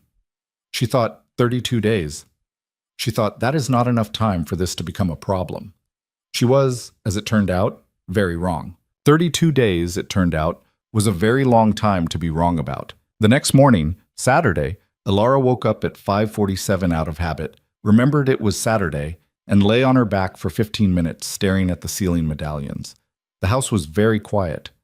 Outside, snow was coming down again, thick and slow, the kind of snow that buried cars overnight and made the city apologize for itself by morning. She thought about Sunday. She thought about a man named Yuri Rashevsky and a wife named Tamara, whom Adrian had called in the car. More dangerous, in her own way. She got out of bed. She put on the cashmere robe she had stopped pretending she did not love. She went down the back stairs, the ones the housekeeper used, because she had discovered in the last week that the back stairs were where the kitchen was, and the kitchen was where the good coffee was, and the good coffee was, increasingly, where Adrian turned out to be. He was at the island, reading a paper, actual newsprint, which she hadn't seen anyone read in 3 years. He was in a plain gray sweater and reading glasses she hadn't known he owned, and something in her chest did a small, complicated thing at the sight of him in reading glasses, and she decided firmly to ignore it. "Morning," she said. "Morning." He folded the paper. "How did you sleep?" "Like I was about to have dinner with a man who 2 weeks ago wanted to shoot you." "Ah. You? Worse. Coffee?" "Please." She poured them both a cup. She sat on the stool beside his. They drank in silence for a minute. It was an easy silence, the kind she had not had with anyone in a long time, and that was a problem she was not going to name this early in the morning. "I have to ask you something," she said. "All right. Is Tamara going to know?" "Know what?" "That this is not real." He considered that carefully. "Some of it," he said. "She will know there is something strategic about the timing. She is too smart not to. What she will not know is the full shape of what I'm doing, and she will not know about Delaney, and she will not know that tonight is, for me, the hardest performance of my life." "Why is it the hardest?" "Because Yuri I have always been able to lie to. Tamara is different. Tamara raised 3 children with a man like Yuri. That means she reads people the way you read an animal's shoulders. You do not get to her by acting. You get to her by not acting. You get to her by being, for 4 hours, as close to the truth as you can stand." Alara thought about that. "So tonight, I have to be as close to the truth as I can stand." "Yes." "Adrian." What is the truth?" He looked at her over the rim of his cup. In the flat gray light from the kitchen windows, without the suit, without the armor of a public room, he looked like a man who had run out of rooms to retreat into. "The truth," he said, "is that I am a man who walked into a bar 11 days ago prepared to be killed, and walked out of it engaged to a woman who didn't know my name, and who has since then fed me, told me about a bearded dragon named Rufus, taught me to make risotto, and told a donor named Harriet Harlow a thing about Komodo dragons that I am going to think about for the rest of my life. The truth is that I do not know what to do with any of that. The truth is that tonight Tamara Rashevsky is going to look at me, and she is going to see a man who did not know he could feel like this, and I am going to sit very still, and I am going to hope that is enough." Especie. Baint. Alara did not say anything. She put her coffee down. She turned on her stool so she was facing him, her knee almost touching his, and she looked at him for a long moment. She could see the tiny scar through his left eyebrow. She could see the gray at his temples, which she had decided on the second day was actually her favorite thing about his face. She could see the way his hand, holding the coffee cup, had gone perfectly still. "That is very close to the truth," she said. "It is the truth." "Adrian." "I know what I said." "We agreed." "I know." 32 days. 31 now. "Adrian." He put the cup down. He did not reach for her. He sat with his hands flat on the counter, like a man trying very hard to be a piece of furniture. "I'm not going to make this hard for you," he said quietly. "I'm not going to ask you for anything. I'm going to do exactly what I said I would do. In 31 days, you're going to take a bag and a ring and a check out of this house, and you are going to go back to Oak Park, and you are going to live your life, and I am going to walk into a federal courthouse and do what I have to do. That is the plan. That is still the plan. I needed to tell you the truth because you asked me to, and because I am not good at lying to you about the specific thing you asked about, and because tonight you have to sit across from Tamara Reshevsky. And I thought if I told you this morning, you would not be guessing it across a table at a man who wants to kill me." "Mom, that," Elara said, "was a lot of words." "Yes. Some of them I'm going to need to think about for a while." "Take your time." "I'm going to take my coffee back upstairs now." "That's probably wise." "Adrian." "Yes." "Thank you for telling me." "Yes." She stood up. She took her cup. She walked to the back stairs. At the bottom step, she paused. She did not turn around. She said, over her shoulder, very evenly, "I am not saying it back, not today, not before Sunday. Do you understand?" "Completely," he said. "Good." She went up the stairs. In the east wing, she closed the door behind her, set the coffee down on the dresser, sat on the edge of the bed, and covered her face with both hands. She sat like that for about 4 minutes. Then she uncovered her face, looked at the ring on her finger, and said, quietly, to no one, "Oh, you stupid, stupid woman." She did not cry. She was not going to be a woman who cried in a strange house over a man in reading glasses. She was going to be instead a woman who was going to eat breakfast, change into clothes appropriate for a day spent not thinking about breakfast, call her sister because she had not called her sister in a week, and then spend 6 hours reading actual medical journals because she was a professional, and Sunday was Sunday, and until Sunday she had a career. She did almost all of that. She called her sister. Maria was in Seattle, where it was 3 hours earlier, and she picked up on the third ring with the wary voice of a woman who knew something was up but had not been told. They talked for 45 minutes. Elara told her she was seeing somebody. Not more than that. She said his name was Adrian. She said it was new and complicated. Maria, who had been through 2 marriages of her own and knew the tone of her sister's voice better than anyone alive, said carefully, "Is he good to you?" And Elara said, "Yes, in the ways that matter." And Maria said, "Then you don't have to explain the rest to me right now." And Elara loved her, as she had loved her every day of the last 34 years, with a ferocity that sometimes caught her by surprise. She did not call her mother. Her mother would have known in 3 sentences. Her mother would have known from her breathing. She read the journals. She did not absorb any of them. At 4, Mrs. Kovac came in with a garment bag.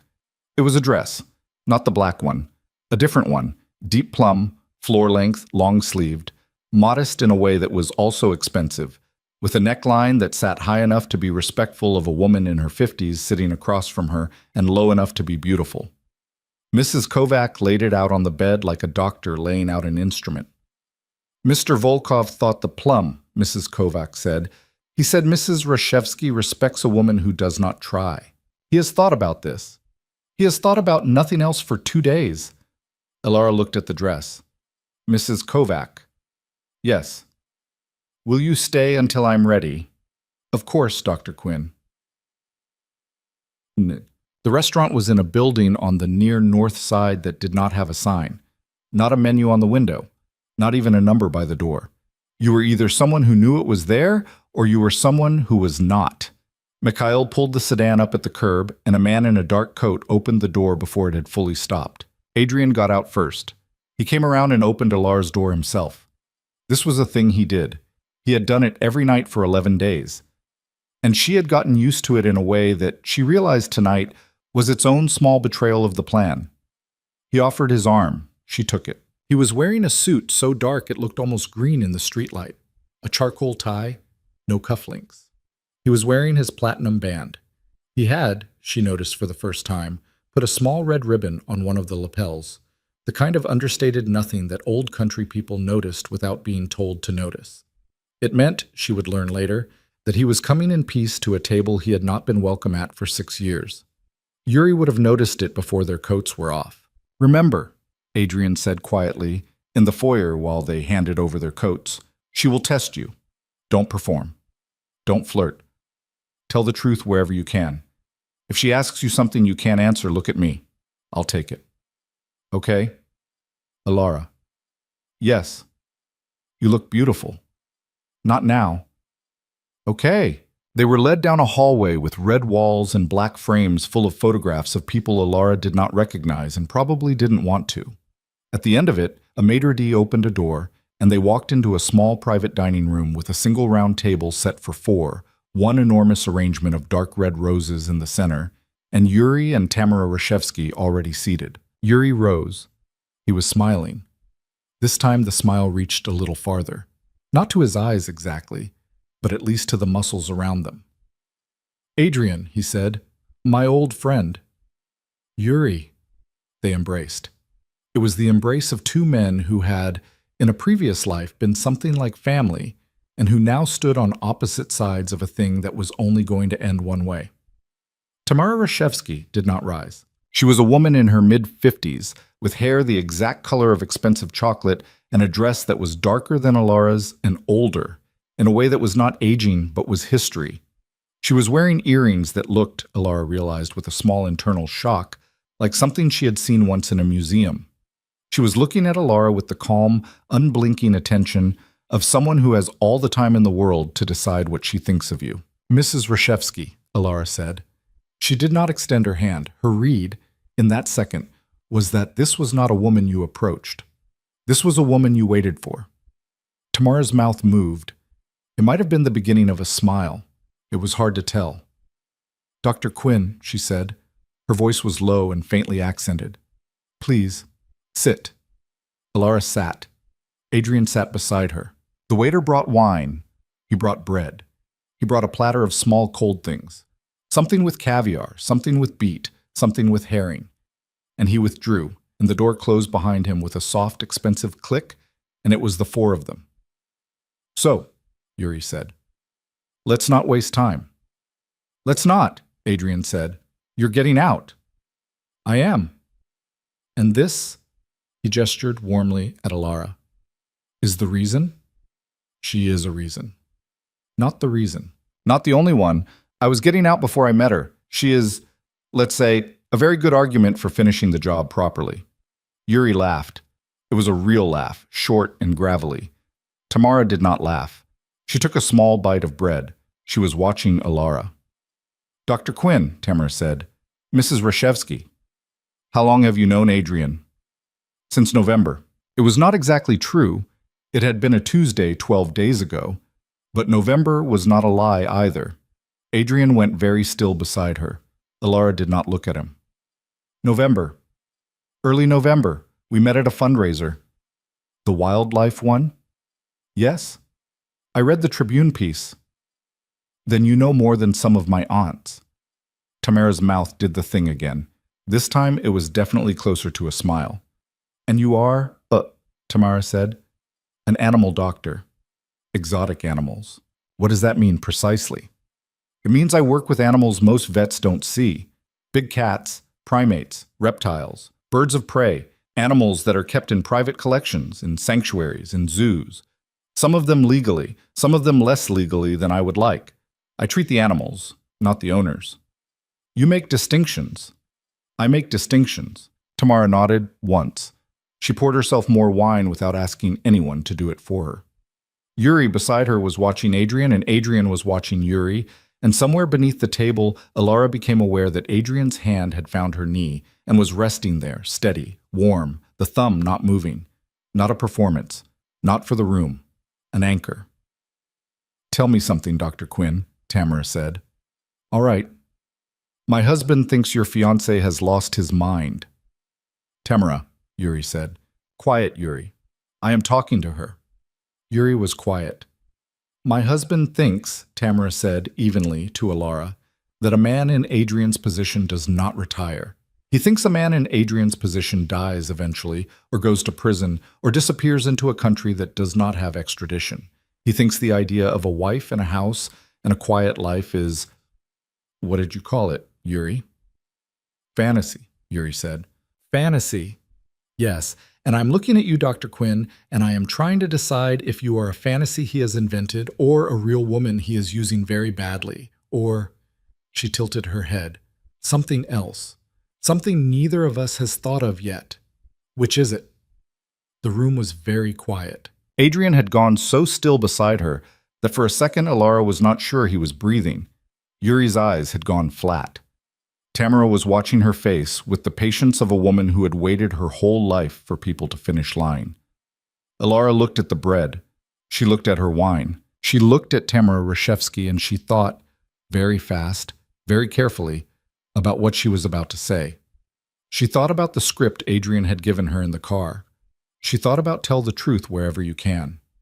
She thought about Tamara's earrings and the small red ribbon on Adrian's lapel and the hand resting on her knee. I'm not a fantasy, Alara said. No? No. I'm 34 years old. I have a clinic in Oak Park. I have a bird in my waiting room who yells at me every morning because he thinks I'm his wife. Last Tuesday, I drained an abscess on a bearded dragon and didn't charge a 12-year-old girl for it because her mother works nights and her father isn't in the picture. My ex-husband is a cop in Denver. I am, by almost any measure anyone has ever used, extremely boring. You do not look boring. Mrs. Reshevsky, everyone looks interesting in the right dress. Tamara's mouth moved again. Definite smile this time. And yet, Tamara said, here you are. Engaged to a man like Adrian, in a restaurant like this, having dinner with a woman like me. Yes. Why? Because he asked me. That is not an answer. It's the only one I have, Mrs. Reshevsky. I am not a fantasy he invented. I am not a woman he is using. I am a person who met a man, once, at a bar. She did not say the night of the Christmas party, because November was the word she had chosen, and November was the word she would die on. And a person who made a decision knowing less than she would have liked to know, because the decision felt like the right one. If you would like me to tell you a more complicated story, I can. It would not be true. Tamara looked at her for a long, long moment. Then she did something Alara did not expect. She reached across the table. She took Alara's left hand, turned it gently, looked at the ring. Her fingertips were cool. 4 carats, she said. 4.6, he told me. Marquise? Oval. Good. She released Alara's hand. She turned slightly toward Adrian. Her face was unreadable. Adrian Volkov, she said. I knew your father. I know you did, Tamara. I did not like him. I know that too. I like her. Adrian swallowed. I'm glad, he said quietly. Do not be glad yet. I said I liked her. I did not say I believed you. Tamara. No. Listen to me, Adrian. I will tell you what I believe.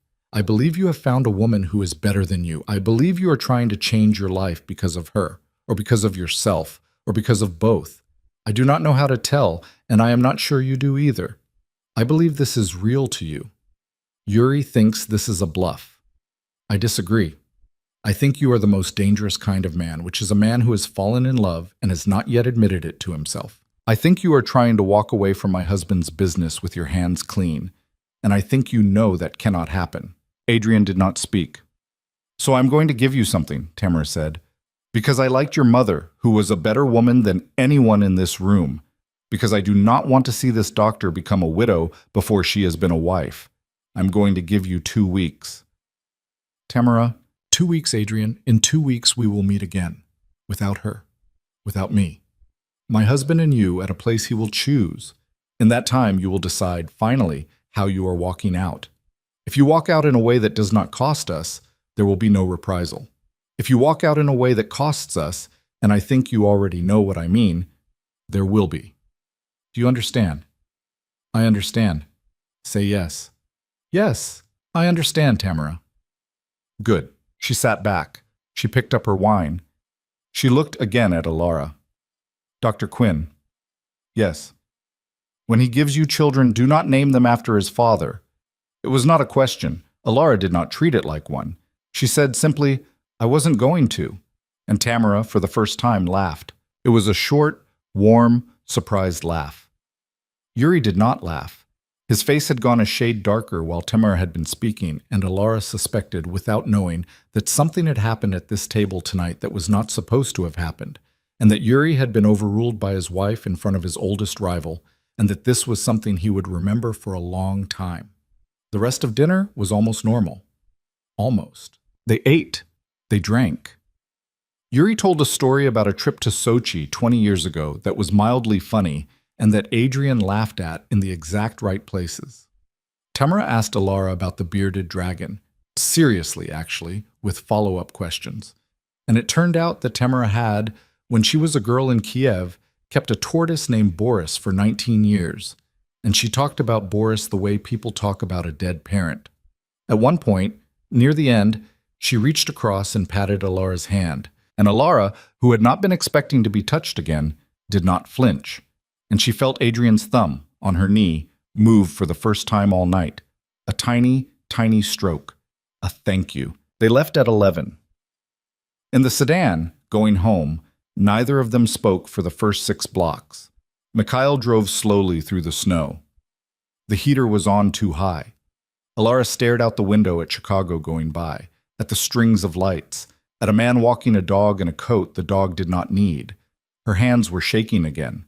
She hadn't realized. 2 weeks, Adrian said finally. 2 weeks. She gave us 2 weeks. She gave you 2 weeks? She gave us. Alara closed her eyes. Adrian, yes. How much of that was acting? Almost none of it. Then we have a problem. I know. A problem I said I was going to walk away from in 31 days. I know. She gave you 2 weeks.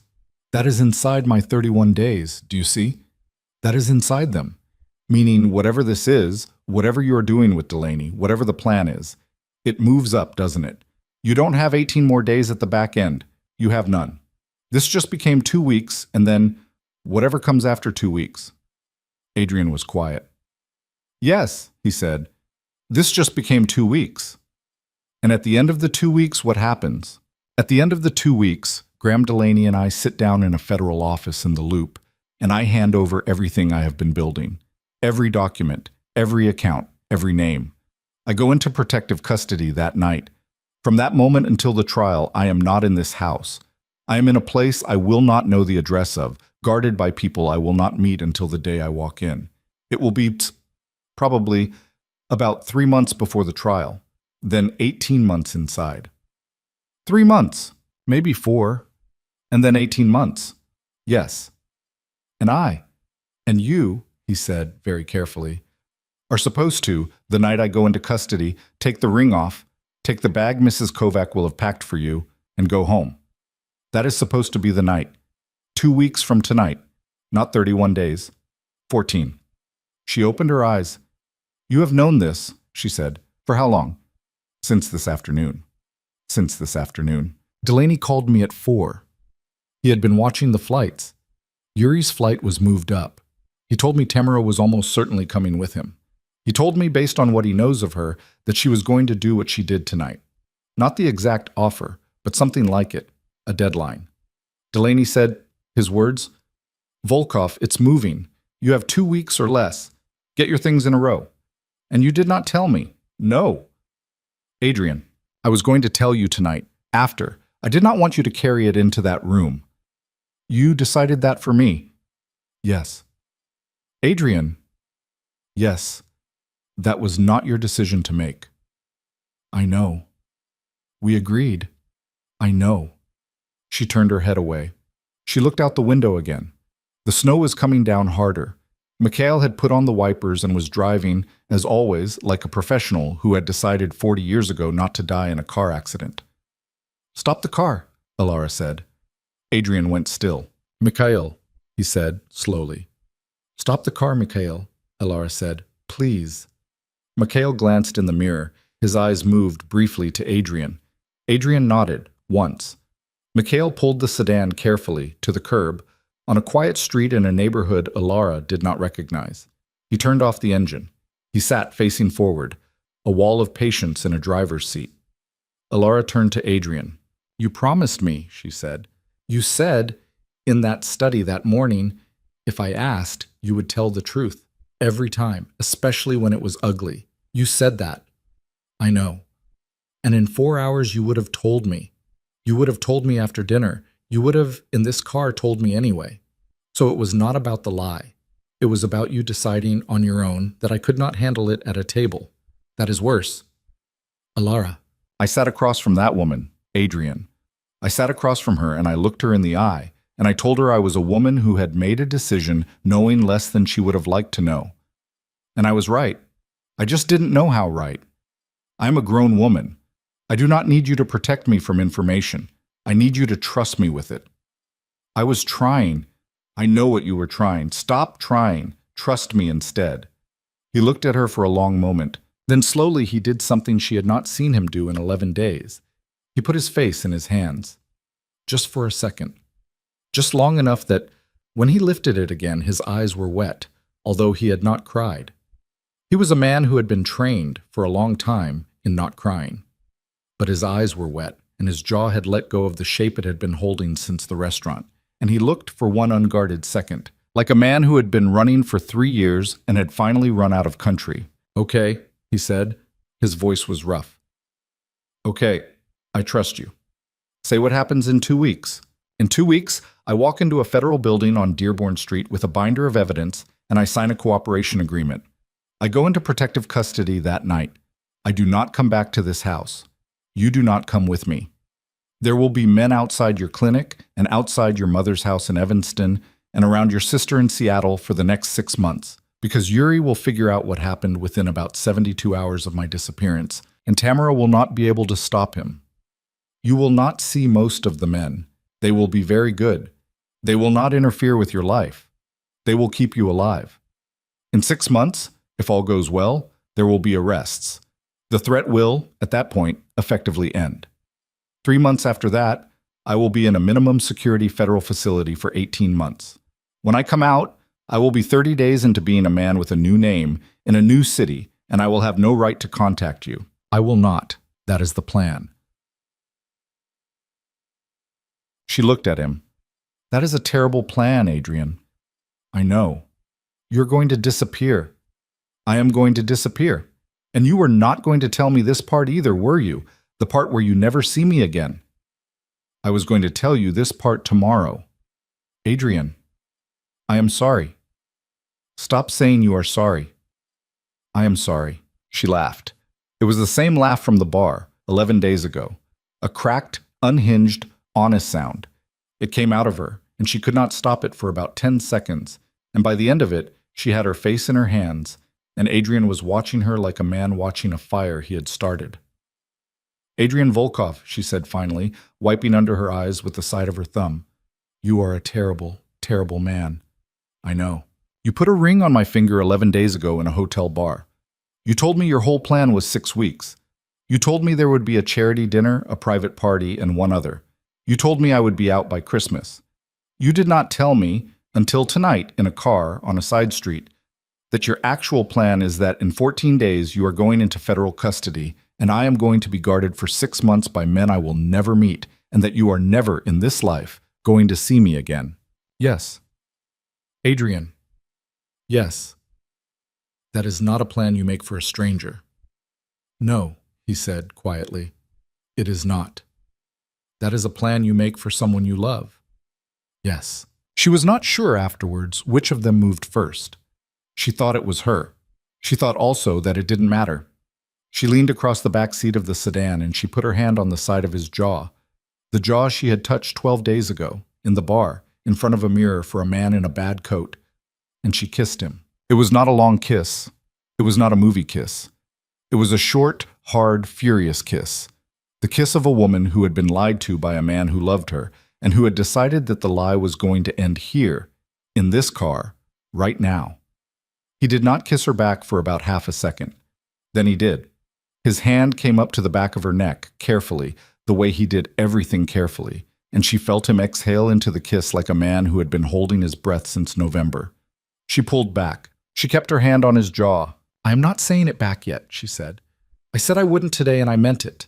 But I'm telling you, Adrian, look at me. I am telling you that whatever happens in the next 14 days, you are going to tell me the truth. Every day, every hour, even the parts I do not want to hear, especially those parts. Because if you go into a federal building in 2 weeks and I find out, after the fact, that there was one more thing you decided to carry alone, I will never forgive you. Do you understand me?" "Yes, say it. I will tell you the truth every day, every hour. I will not carry anything alone. I will not decide what you can handle. I will not disappear without telling you I am disappearing. I will not—" His voice broke a little here, and he steadied it. "I will not make another single decision about your life without you in the room." "Good." "Ilara." "Yes. I am in love with you. I know. I know you know. Drive us home, Mikhail." "Yes, ma'am," Mikhail said from the front seat, as if he had been reading a book this entire time, and the sedan pulled away from the curb into the falling snow. Ilara did not let go of Adrian's hand. She did not, she realized as the city slid by, intend to let go of it for the next 14 days. She did not, she realized further, have any idea what to do with the 15th. She had 32 days, and 32 days had turned, in the span of one dinner, into 14, and 14 would turn, she understood now, into nothing. Into a man walking through a door on Dearborn Street with a binder under his arm, and a woman watching him go, and a ring on her finger that had stopped being a lie, somewhere between a bad onion and a Komodo dragon, and a woman named Tamara Reshevsky, who had, across a dinner table, told her the truth before she had been ready to hear it. The sedan turned onto the drive. The gates opened. The snow kept falling. Inside the house, Mrs. Kovac had left a light on. Mrs. Kovac had left the hall light on, and she had left a kettle on the stove. And she had, it turned out, left a small paper bag on the kitchen counter with 2 sandwiches wrapped in wax paper inside it. The note on top, in her tight, careful handwriting, read, "You did not eat enough. Mr. Volkov never eats enough. There is also soup in the fridge. N.K." Ilara laughed. It was the kind of laugh that was not really a laugh, the kind that came out of a woman who had been crying and kissing in the back of a car 40 minutes ago and who was now standing in a kitchen holding a sandwich wrapped by a housekeeper and realizing that she was somehow in a life. Adrian came in behind her. He had taken off the suit jacket. His tie was loose. He looked exhausted and, under the exhaustion, about 10 years younger than he had at the restaurant. "She made us sandwiches," Ilara said. "She does that." "She left a note." "She does that too." "She called me you did not eat enough." "She calls everyone that." "Adrian." "Yes." "I'm going to eat a sandwich." "Good. Then I'm going to go upstairs." "Okay." "Alone." "Okay. Not because of anything that happened in the car, because I need to think for an hour, and I am the kind of woman who thinks better in a room by herself. I am telling you this so you do not make up a story about it in your head. Thank you for telling me. Adrian." "Yes." "Eat your sandwich." He ate his sandwich. She ate hers. They stood at the kitchen island side by side, and neither of them sat down. When she was done, she put the wax paper in the compost, because Mrs. Kovac had a compost, of course Mrs. Kovac had a compost, and she went up the back stairs, and she closed the door of the east wing behind her, and she did in fact think for an hour. What she thought about, mostly, was her mother. She had not called her mother. She had told herself she hadn't called her mother because her mother would hear it in her voice. The truth was that she hadn't called her mother because, if she told her mother the whole truth, her mother would get in a car and drive down from Evanston, and she would ring the bell of the house. That was not a house, and she would, with the calm, polite steel of a woman who had raised 2 daughters by herself on a middle school principal's salary, ask Adrian Volkov what precisely his intentions were. And Adrian Volkov, who had survived things Ilara could not imagine, would not survive that conversation. No man in recorded history had survived that conversation. She was going to have to tell her mother something, eventually. She was not going to tell her mother tonight. She took the ring off. She put it in the little dish on the nightstand, the way she had every night. It sat there and caught the lamplight and mocked her. She slept badly. Sunday morning, they did not talk about the night before. They had coffee. They read the paper. Mrs. Kovac made a breakfast no one had asked for, and both of them ate. At 10, Adrian said, "I have to work. I'll be in the study most of the day. Is that all right?" And Alara said, "Yes." And he went into the study, and she walked in the garden behind the house, in borrowed boots and the coat she had come here in, for about 40 minutes. The snow was up to her calves. The air smelled like pine and cold stone. She walked the perimeter once and then stood by the back fence for a while, looking at the trees. And she thought about the fact that there were probably men somewhere in those trees who were being paid to keep her alive. And she thought about the fact that 14 days from now, the men would still be there, and the man in the study would not. Then she went inside. She called her sister again. She did not tell her sister anything new. She asked instead about her nephew, who was 9, and who was, his mother reported, going through a phase where he only wanted to talk about whales. They talked about whales for 20 minutes. Alara cried for about 40 seconds in the middle, silently, with her face turned away from the phone, and Maria, bless her, pretended not to hear it. That evening, after dinner, Adrian asked her, carefully, if she would come into the study with him. He had something to show her. The study was a room she had only been in twice, the morning after the bar and once a week ago when she had needed to borrow a pen. Tonight, he had cleared his desk. On it was a 3-ring binder, navy blue, about 3 inches thick. Beside it was a single manila envelope. Beside that was a photograph, face down. "This is what I give Delaney," Adrian said. "The binder." "Yes." "May I?" "That's why it's here." She opened it. She was not prepared.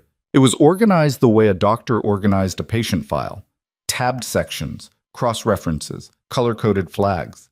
The first section was a ledger going back 9 years of every payment the Volkov operation had made to a man named Rashevsky, Yuri, the one she had sat across from last night, and to the man above Yuri, a name she did not recognize, and to a judge in Cook County who had, according to the documents, made 3 decisions in the last 4 years that had been purchased for specific amounts of money. The second section was freight. Trucks, ports, containers, shipments. The third section was names. The fourth section was dates, and the dates had photographs attached to them. And the photographs were of men she did not know, and who, in most cases, did not look like they had survived being in the photographs. She closed the binder. She sat down on the leather chair across from the desk. She realized her hands were shaking, and she did not, for once, try to stop them. "Adrian." "Yes." "This is not a man getting out. This is a man ending an entire organization." "Yes." "You understand what this is?" "Yes." "You go into a federal building with this, and you do not come out for 18 months. You come out, and you do not have the name you were born with. You live in an apartment in a city you have never been to, and you work a job somebody gets you, and you do not look over your shoulder, because looking over your shoulder is how they find you. That is what this is. That is the price." "Yes." "What is in the envelope?" He hesitated. "Documents," he said. "For you." "For me. Power of attorney. Bank access. A deed. A life insurance policy. In the event, if anything happens to me during the 2 weeks, or during the transfer, or God forbid, during the custody before the trial, you are the beneficiary of everything I have that is legally clean. It is considerable. I have been moving things for a year and a half. It is all legal. Marcus handled it. You saw Marcus at the dinner. He knows." "Adrian, don't. You cannot. Don't, Alara, please. I am not trying to buy you. I am trying to make sure that if I am not here in 3 weeks, you are not the woman the Trib prints a story about. I am trying to make sure my mother's money, which has been in this family for 50 years, and which my father never touched because even he was ashamed to. I am trying to make sure that goes somewhere it was supposed to go. A woman who feeds animals, a person, not a man like Yuri's son. Do you understand what I am asking?" She looked at him. She understood what he was asking. "And the photograph." He reached for it. He picked it up. He turned it slowly and laid it face up on the desk between them. It was a black and white picture, slightly faded at the edges. A woman in her early 30s in a wool coat, standing on a bench outside a stone building, laughing at someone behind the camera. She had dark hair pinned up loosely and a long, narrow face that had, on the first look, nothing of Adrian Volkov in it, and on the second look had his eyes, exactly, and on the third look had his mouth, exactly, and the shape of the smile he had produced twice in front of her and never in front of anyone else. Your mother? Yes. Adrian. She was 32 in that picture, a year older than you are now. It was taken in Vienna. She was a translator. She worked for a law firm. She met my father in 1979 at a coffee shop, and she told me once, when I was 8, that she did not really know, even then, what kind of family she was marrying into. She thought she did. She didn't. She found out slowly, over about 10 years, and by the time she understood the full shape of it, she had a son, and she had an illness she did not yet know about. And she had, as she put it to me the week before she died, a life she could not walk out of without leaving pieces of herself behind that she was not willing to lose. Adrian, she made me promise something, Alara, the week before she died. I was 9. She made me swear to her, from her bed, that when I grew up, I would not let any woman of mine be trapped the way she had been. She said, and I'm telling you this because you asked me for the truth, and because this is a part of the truth I have not told anyone in 32 years. She said, Adrian, darling, if you ever love a woman, you must let her go before she learns what you are. Or you must change what you are before she learns it. You must not do what your father did. Promise me. His voice had gone very steady, in the way it did when he was about to lose it. She was not a saint, he said. She was a woman who made a bad decision at 28 and who did the best she could with it for 20 years. She is the only person who ever expected anything of me that I am proud to have done. She died in May of 1995 on a Thursday afternoon in a hospital in New York, and I was holding her hand. I was 9. I wore the suit she picked out for my first communion to her funeral. My father did not cry, not once. And when the service was over, he put his hand on my shoulder and he said, in Russian, "Now you are mine," and I was. Adrian, I'm telling you this, he said, because you asked why I am giving you the envelope. Because I swore something to a woman in a hospital bed when I was 9. Because I have spent the last year and a half becoming the son she wanted. Because I did not know when I started that there would be a woman on the other side of it. Because now there is, and you asked for the truth. And this is the truth. I am doing this for my mother. And I am doing this now, in the last 2 weeks of it, for you. Those are the 2 people. Nobody else. Alara did not say anything. She stood up. She walked around the desk. She sat sideways on the arm of his chair. The new chair, the one that had replaced his father's. And she put her hand on the top of his head and drew it down, slowly, against her stomach. He leaned into her. His hands came up and he held her hips, gently, the way a man holds something he is trying not to break. They stayed that way for a long time. Neither of them cried. Both of them came very close. Okay, she said, eventually, softly, into the dark top of his hair. Okay, we are going to do this. Alara, listen to me. We are going to do this the way we agreed 10 minutes ago in this room. You are going to tell me the truth every day. I'm going to be in the room for every decision. We have 14 days and we are going to use them. We are not going to pretend we have more than we have. We are not going to pretend we have less. Are we clear? We are clear. Adrian. Yes. I want to meet Delaney. He went still under her hand. You do not have to, he said, carefully. I do. If I am going to be a woman who signs documents in an envelope while you go into a federal building, I am going to look the man in the face. I am going to shake his hand. I am going to know what he sounds like. I am not going to be a name on a form to him. I am going to be a real woman in a real room. And when he is deciding in 6 months whether to keep his people around my mother's house, he is going to remember what my face looked like. Do you understand? Yes. Set it up. I will. Graham Delaney was not what she had expected. She had expected a big man, a loud man, the kind of federal agent she had seen on television. Delaney was 5'9", mid-50s, gray hair cut close to his skull, wire-rimmed glasses, a suit off the rack. He had the voice of a man who had once been a public defender and had thought, at some point in his 40s, that he might be more useful on the other side of the aisle. They met on Tuesday afternoon, 3 days after the dinner with the Reshevskys, in a room in a building on LaSalle that did not have any federal markings on the outside. He rose when they came in. He shook Adrian's hand and then he shook Alara's. "Dr. Quinn, Agent Delaney, please sit." They sat. He did not offer them coffee. He did not make small talk. This was, she would realize later, something she liked about him. "I understand you have some questions," he said to her. 3. "Let's hear them." 1. If Adrian goes into protective custody in 11 days and the Reshevsky operation figures out what happened within 72 hours of his disappearance, as he has told me they will, what exactly are you going to do to keep my mother alive? Delaney did not blink. "I have already spoken to the Evanston Police Department," he said. "A unit is familiar with your mother's block. There will be a rotation, unmarked, 24 hours, for 6 months. My office has also contacted Seattle PD regarding your sister.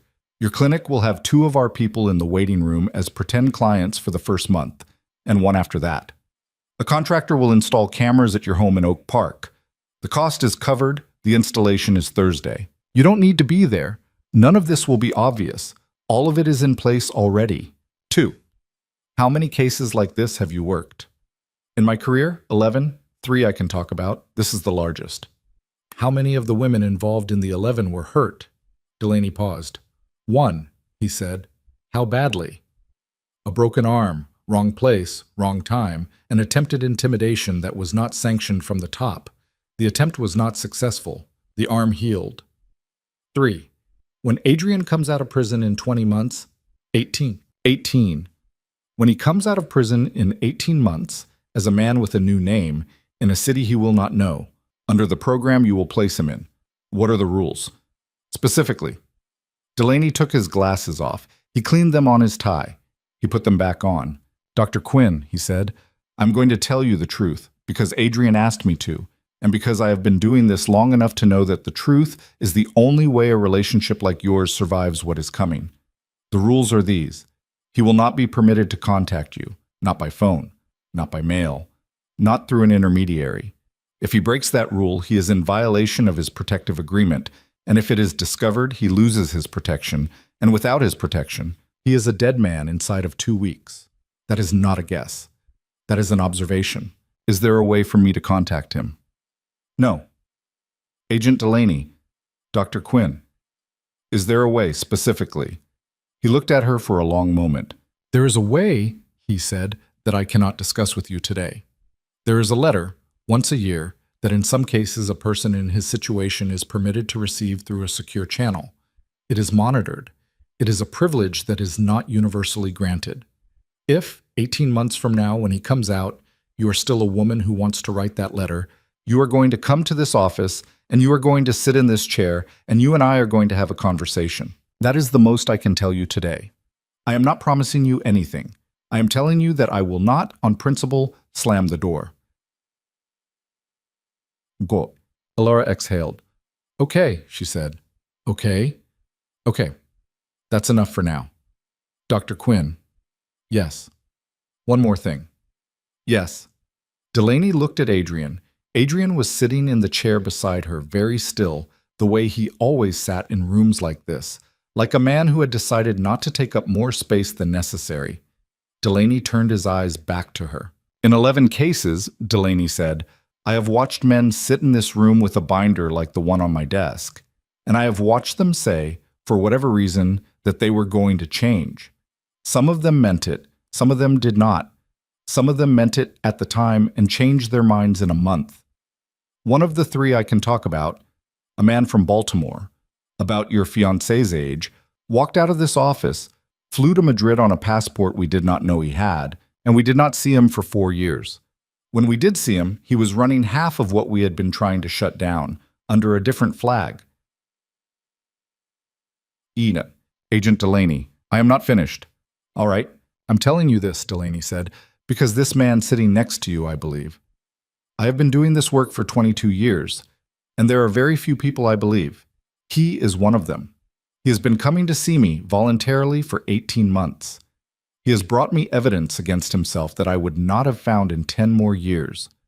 He has asked me every time what he can do to protect the women who will be collateral before he has asked me what I can do to protect him. I have been hard on him in this room. I have been harder on him, Dr. Quinn, than I have been on any cooperator in my career because I have been waiting for a year and a half for him to flinch. He has not flinched. I am telling you this because I think you should know, before you go back out that door, exactly who you have been spending your time with.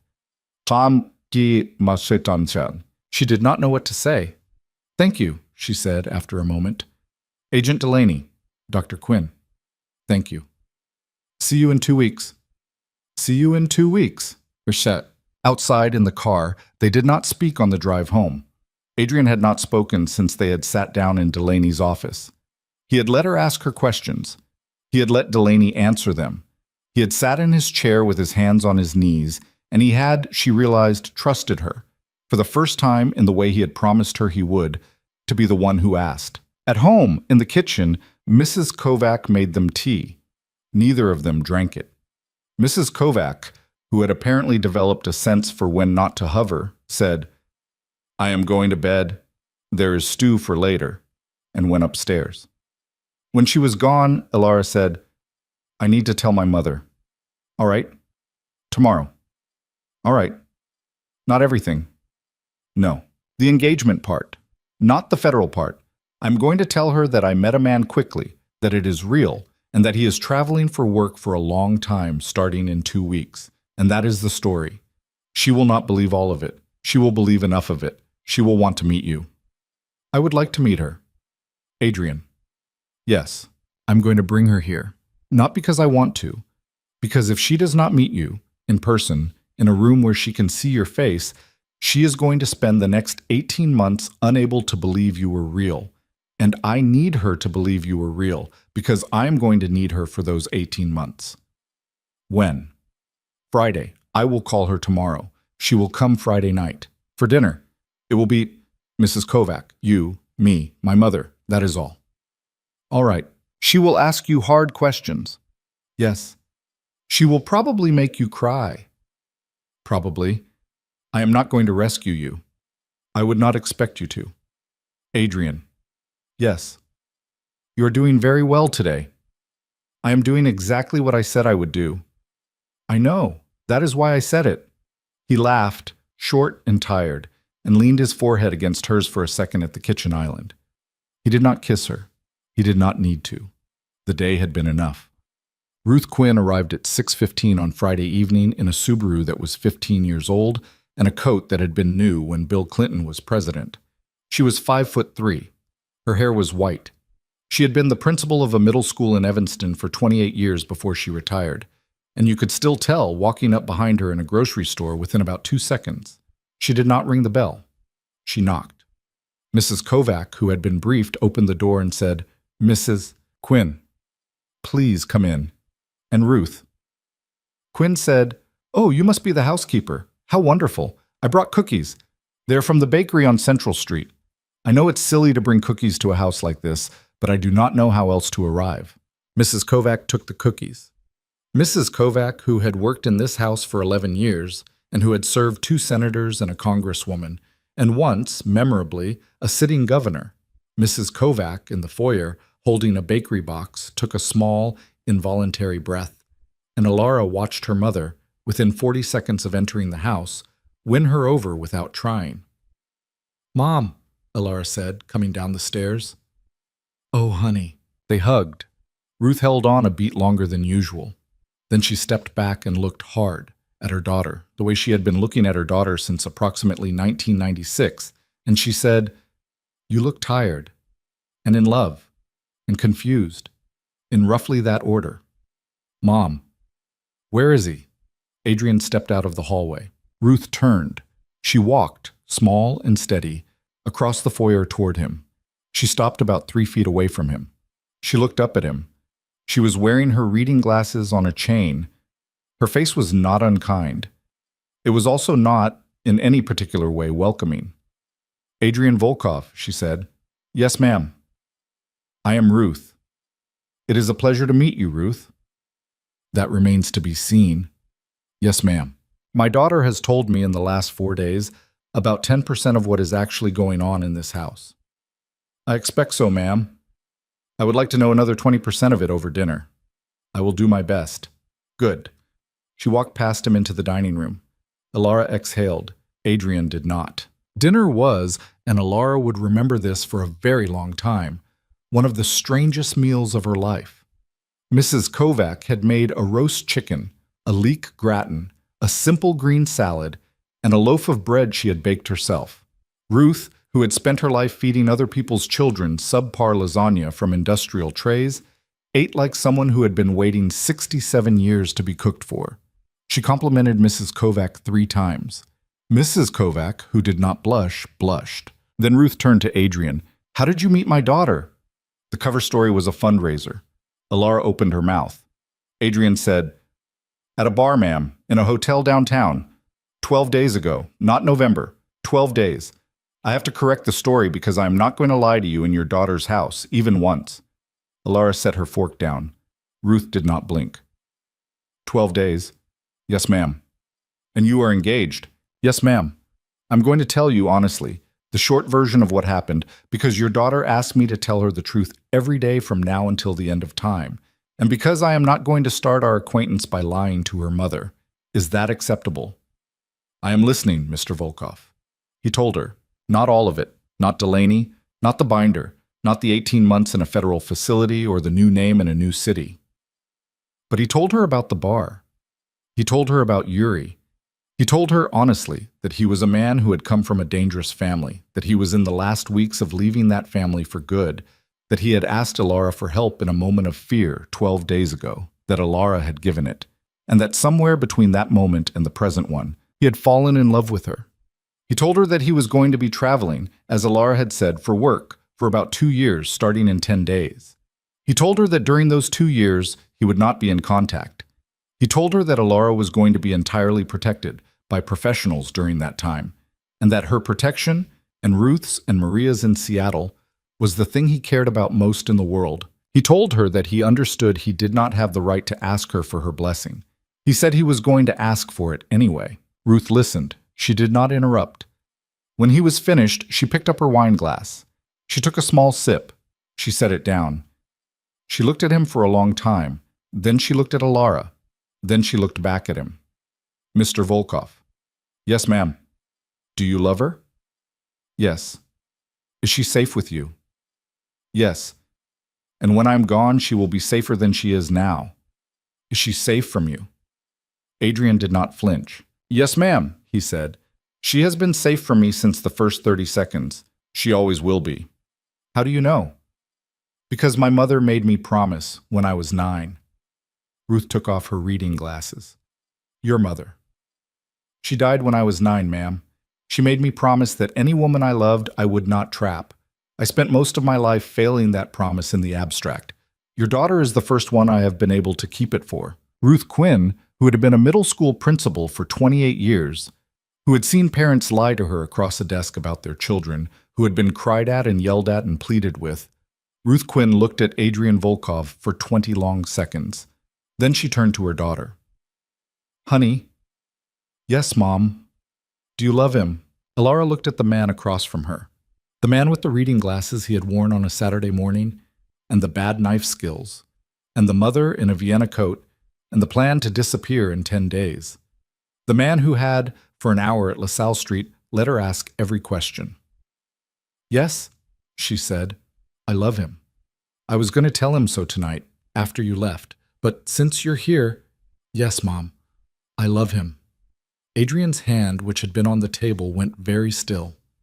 Okay, Ruth said. Okay. Mr. Volkov, pass me the bread, please. I am very hungry, and I have eaten only 2 pieces of chicken, and you have, by my count, 3 minutes before I ask you harder questions. Yes, ma'am, Adrian said, and passed her the bread. Under the table, Alara reached for his hand. He took it, and he did not let it go for the rest of the meal, even when Ruth asked him how many people he had personally harmed in his life, and he had to answer her honestly. Even when her mother began, very quietly, to cry, not at the answer, but at the way he answered it, which was the way of a man who had counted. Even when, at the end of the night, on the front step, Ruth reached up and put her hand on Adrian's cheek for only a second and said, "You come back to her, Mr. Volkov. 18 months, 20, I don't care. You come back. Do you understand me?" And Adrian, whose voice went rough for the first time all night, said, "Yes, ma'am, I understand." Ruth drove away in her 15-year-old Subaru. Alara stood on the step beside Adrian. She did not take her hand out of his. 9 days, she said. 9 days. We are going to use them. Yes, all of them. All of them. She did not go up the back stairs that night. She went up the front ones, and he went up beside her, and when they got to the landing, she did not turn toward the east wing. She turned the other way. It was not, in the end, the kind of night either of them had expected to have when they had walked into a bar 12 days ago. It was the kind of night, instead, that two people have when they have decided, jointly and irrevocably, to love each other inside a deadline, and to do so without apologizing for it. Outside, the snow had stopped. Inside, the house, for the first time since she had walked into it, felt like a place where someone lived. 9 days went the way 9 days go when you have counted them. They went fast, and they went slow at the same time, the way time does when you know the shape of what is at the end of it. Alara got up at 5:47. She went to the clinic. She came home. Adrian worked in the study in the mornings and cooked badly in the evenings, and twice they drove into the city and walked, in the snow, along the lakefront, past couples who did not know them and did not care about them. And Alara decided, on the second walk, that she was going to remember the specific color of the sky that afternoon for the rest of her life. It was a gray, the color of wet pewter. The lake was the color of a bruise. Adrian had not shaved. He was wearing the same coat he had worn to the hotel bar on the night she had met him. They walked for an hour, and they did not talk for most of it, and she thought, "I have loved a man for 11 days, and I will miss him for 20 years, and that is a bargain I am going to have to live with." On the fourth day before Delaney, she went with Adrian to the private party Tamara Reshevsky had never attended, but had been watching for. It was an engagement party thrown for them, for show, for optics, for the ledger of lies that was keeping Adrian's throat intact, by Marcus the lawyer and his wife Janine at their apartment overlooking the river. 30 people came. Alara knew 6 of them. She was introduced to the others as Adrian's fiancée. She wore the black dress from the first night. She smiled. She drank 1 glass of champagne and no more. Janine found her, toward the end of the night, in the guest bathroom and closed the door behind her. "You look like hell," Janine said fondly. "Thank you. Honey." "Janine, I know what's happening on Thursday." Alara set the hand towel down. "Marcus told you." "Marcus tells me everything. Marcus is, bless him, incapable of not telling me things. It is one of the 2 reasons our marriage works." "What is the other?" "He thinks I am the smartest person he has ever met, and he is correct." "Alara, listen to me. I am going to say this once. In 18 months, when he gets out, and I believe, like Graham does, that he will, you are going to come to my office on a Tuesday. You're going to bring a notebook. You and I are going to write the letter together. I have done this before. Not this exactly. Something like it. I know how to write a letter that will pass through a federal screen without getting flagged. I know how to say what you need to say without saying anything that can be used against either of you. You are going to walk out with a letter that is 3 paragraphs long and that will do what it needs to do. Do you understand me?" "Janine." "Yes, sweetheart." "Why are you doing this?" Janine leaned against the sink. She looked, for a second, very tired. "Because I had a brother once," she said, "who made some bad choices in his 20s and some worse ones in his 30s, and by the time he tried to get out, there was nobody waiting on the other side. He is not dead. He is in Florida. He fixes boats. He does not speak to me, but he does call our mother on her birthday. I think about him a lot. Go back out to your party, Alara. Dance with your fiancé. I will see you on a Tuesday in 18 months. She opened the door. Alara walked back out into the party. Adrian was standing by the window with a glass in his hand and the downtown lights behind him, and he looked at her across a room full of people who did not know them, and he smiled the small private smile he had started producing only for her, and she thought, Janine is right. I'm going to dance with him. She did. Popo. On the last night before Delaney, they did not go out. They did not even go downstairs for dinner. Mrs. Kovac brought up 2 bowls of soup and a loaf of bread and a bottle of water and a card that said, in her careful handwriting, "I will see you at breakfast. N.K." They ate on the floor of his bedroom, leaning against the side of the bed, and they talked about small, stupid, useless things. She told him about a vet school professor who had made her cry in 2013 over a misdiagnosed urinary obstruction. He told her about the first car he had ever loved, a 1987 Volvo station wagon that had belonged to his mother and that his father had sold without asking the week after she died. He told her he had never forgiven his father for it. She told him she did not think he had to. At 11, the phone in the study buzzed. It was Delaney. The time was confirmed. 7 in the morning at the Dearborn Street entrance. A side door. No cameras. Adrian set the phone down. He looked at her for a long time. "Okay," he said. "Okay. I am going to tell you the last thing now." "I know." "You know? You have been saving it. I've seen you. For about 3 days. There's been a thing you have not said. I have been letting you keep it until tonight." He laughed, short and disbelieving. "Elara Quinn. Adrian Volkov. There was a meeting last night I did not tell you because I did not want you to sit through this week knowing. Yuri came back. Without Tamara. He met me, alone, at a warehouse on the south side. Mikhail was with me. 2 of my men were with me. 3 of his men were with him. We sat in a room with a space heater and a table, and we had the conversation we were always going to have. Adrian, I am fine, Elara. Look at me. I am fine. Nothing happened. I am telling you because I promised. Listen." She listened. "He told me Tamara does not speak for him. He told me the 2 weeks were her idea, not his. He told me that in his mind he never agreed to anything on Sunday night. He told me that tomorrow." Adrian checked his watch. "Today, now, he expects me to deliver something to him by midnight, a specific shipment, a specific contact, a specific favor. If I do not deliver it by midnight, he is going to, as he put it, stop being patient with my fantasy." Adrian, "I am not delivering it, Elara." "I know. I am walking into Delaney's office at 7 a.m. with the binder. Yuri will find out by noon. He will not find me because by noon I will be gone. He will also not find you because by 6 a.m. tomorrow morning, in about 7 hours, 2 federal vehicles are going to pull up to this house. Mikhail is going to take you to your mother's. There will be agents there. You are going to stay with your mother tonight and tomorrow night and every night for the foreseeable future, until Delaney tells you otherwise. Your clinic is closed for 2 weeks. Beth has been told it is a family emergency. She has been paid.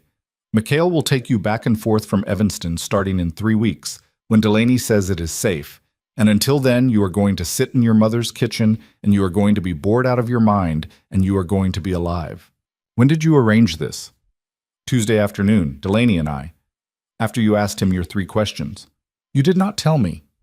I am telling you now. You were supposed to tell me when you decided. Elara. Adrian. I know, I am telling you. I am sorry for the delay. I did not want this night to be Tuesday. I wanted this night to be tonight. She looked at him for a long time. Then she pressed her forehead against his shoulder, and she did not say anything, and she did not cry, and she stayed there for about 2 minutes, breathing. Okay, she said. Okay, I forgive you for the delay. This once. I am choosing to. I am not going to fight about it tonight. Thank you. Adrian. Yes. The 6 a.m. car. Yes. It means I do not come with you to Dearborn Street. No, you cannot. It would not be safe, and it would not be permitted. I know. I am saying it out loud because I want to have said it out loud. I will not be there when you walk in. No. But I will be in a car, going north, at the same time you are in a car, going south. Yes. And the next time you see me will be in a room with Janine Lehrman and Graham Delaney in 18 months, if everything works. Yes. Adrian. Yes. Look at me. He looked at her. If everything does not work, she said, I'm going to be all right. Do you understand? I do not need you to come back for me to be all right. I'm going to be all right because I am 34 years old and I have a clinic and I have a mother who can cook a roast chicken like nobody else alive. And I have a bird named Nelson in my waiting room who yells at me every morning. And I have a bearded dragon named Rufus, whose owner I love. And I have a sister in Seattle and a nephew who only talks about whales. And I have, if we are being honest, about 4 friends who can be trusted with information and maybe a 5th who will be along by spring. I'm going to be all right if you do not come back. I'm going to be a woman who loved you for 12 days in December and 41 weeks of writing letters over 18 months, and I am going to be sad about it if it ends there, but I am not going to be broken. I want you to know that. I want you to walk into that building tomorrow knowing that. Because if you walk in there thinking I am going to shatter if you do not come back, Adrian, you will do something stupid. You will take a deal that is worse for you than it should be. You will make yourself smaller than you need to make yourself, to guarantee you come back, and you will, in doing that, get yourself hurt. I have seen you make yourself small to protect me. You are not going to do it tomorrow. Elara, I'm not finished. Okay? I want you to come back, Adrian. I want you to come back more than I have wanted anything in years. And I am going to write you a letter on a Tuesday in 18 months that will, I hope, be the first of many. But if this goes wrong, if they add to your sentence, if they transfer you, if something happens we cannot predict, I'm going to be all right. And you're going to be all right. Because we were, both of us, all right before each other, and we will be, both of us, all right after. What happens in between is ours. It is not the whole shape of our lives. Do you understand me? He did not speak for a long time. I understand you, he said eventually. His voice was not steady. I did not understand you 9 days ago. I understand you now. Good. Elara. Yes. I am going to marry you when I come back. I know. I am telling you now. I know, Adrian. I already know. He laughed. He did cry this time, a little, not for long. Then he stopped, and they sat on the floor of his bedroom with a bowl of cold soup between them and a loaf of bread neither of them had touched in 20 minutes. And they talked for a while longer about nothing. About the name they might give a dog someday. About whether either of them liked Colorado. About whether he would, in the program, be able to grow a beard. He thought he might. She said she would like to see it in a photograph 18 months from now. He said he would try. At 4 a.m., she slept, finally, for about an hour, against his chest. At 5, she got up. She showered. She dressed. She put the ring in the little dish on the nightstand where she had been putting it every night. And then, after a second of looking at it, she put it back on. I'm not taking this off, she said to him, coming out of the bathroom. Not at 6 a.m., not at my mother's. I will take it off on the day Delaney tells me the arrests have happened and the threat is gone. That day, I will put it away. I will wear it again, if you come back, on a Tuesday, 18 months from now, if we are still the people we said we were last night. Until then, it stays on. Okay. At 5:50, Mikhail came to the door. Adrian walked her down the stairs. Mrs. Kovac was in the foyer, dressed, awake, carrying a small, soft bag with what turned out to be, later, 3 days of Elara's clothes and a sandwich and a thermos of coffee and a book Elara had mentioned once that she had been meaning to read. Mrs. Kovac hugged her. Mrs. Kovac had never, in 2 months, touched her, and now she hugged her, hard for about 4 seconds, and she said, "You take care, Dr. Quinn." And then she stepped back, and she squared her shoulders, and she said, "Mr. Volkov," and Adrian, who was not a man who hugged his housekeeper, and when he stepped back, Mrs. Kovac was crying silently and very angrily. Outside in the driveway, a black Federal SUV waited. Behind it, Mikhail in the sedan. Adrian walked Elara to the SUV. A young agent with a very serious face held the door. Adrian. Elara. 18 months. 18 months. Don't make me wait longer. I won't. Goodbye. Goodbye. He kissed her, once, on the forehead, the way you kiss someone when the cameras are not on, and you do not care about being beautiful about it. Then she got in the SUV. The door closed. The SUV pulled away. She did not look back. She had decided, somewhere around 3 in the morning, that she was not going to be the woman who looked back. Looking back was how you made the leaving worse. Looking back was how you lived in it. She looked forward. In the side mirror, she saw Adrian standing in the driveway, in the black coat, in the falling snow, watching the car leave. He did not wave. He was not a man who waved. He stood, very still, and he watched. And when the SUV turned out of the gates and he disappeared from the mirror, Alara, for the first time in 9 days, for about 30 seconds, cried. Then she did not cry again for a long time. What Alara would remember later about the 18 months was how ordinary most of it was. That was the thing nobody ever told you about waiting. You imagined it as a single long emergency, a breath held for 500 days. It wasn't. It was mornings. It was Beth at the clinic asking her if she wanted the whole milk or the oat milk in her coffee. It was a golden retriever named Hobart who came in with a thorn in his paw the size of a toothpick and who, by the end of the appointment, Alara had fallen in love with in a way that surprised her. It was her mother, every Sunday, for lunch, at the kitchen table in Evanston, under the light that had been there since Alara was 6. It was the way Maria called her every Wednesday at 7 Seattle time and talked to her for 40 minutes about nothing. It was, in month 4, a phone call from Graham Delaney saying the arrests had happened, 11 of them, including Yuri Rashevsky, including the man above him, including the judge in Cook County. It was the afternoon she sat on the couch in her own living room in Oak Park and read the news on her phone and watched a federal press conference she already knew the content of and, when it was over, went outside and stood on her front porch for about 10 minutes, looking at her neighborhood, and understood that the men in the cars at the end of the block would be there for maybe 6 more weeks, and then they would be gone, and she would, after a year of it, be a woman in a neighborhood again, instead of a woman on a list. It was mostly the letter she did not write for 17 months, and then wrote, with Janine, on a Tuesday in Janine's office in April. Janine had been right, 3 paragraphs. It took them 40 minutes to write it, and she cried twice, and Janine handed her tissues without making a thing of it. The letter said, essentially, I am still the woman you knew in December. I have not changed my mind. I have a practice that is busier than it was a year ago. My mother is fine. My sister is fine. I am fine. There's a boy named Nelson who has asked after you twice, and I did not know what to tell him. When you are ready, write back. When you are out, find me. I will be where you left me. She signed it, Alara. Janine folded it. Janine put it in the envelope Delaney had sent over. Janine walked her to the elevator. Okay, Janine said in the elevator. Okay. 8 more weeks. 8 more weeks. Have you thought about what you are going to say to him? Every night for 18 months. And I have settled on, hi. Janine laughed. It echoed in the elevator. He walked out of a federal facility in a state she had never been to on a morning in June. She was not there. They had agreed by letter, because yes, he had written back. A shorter letter than hers, only 9 lines, but the 9 lines were enough. That she would not be there. It was not that kind of reunion. It would have been wrong. The program he was going into had rules.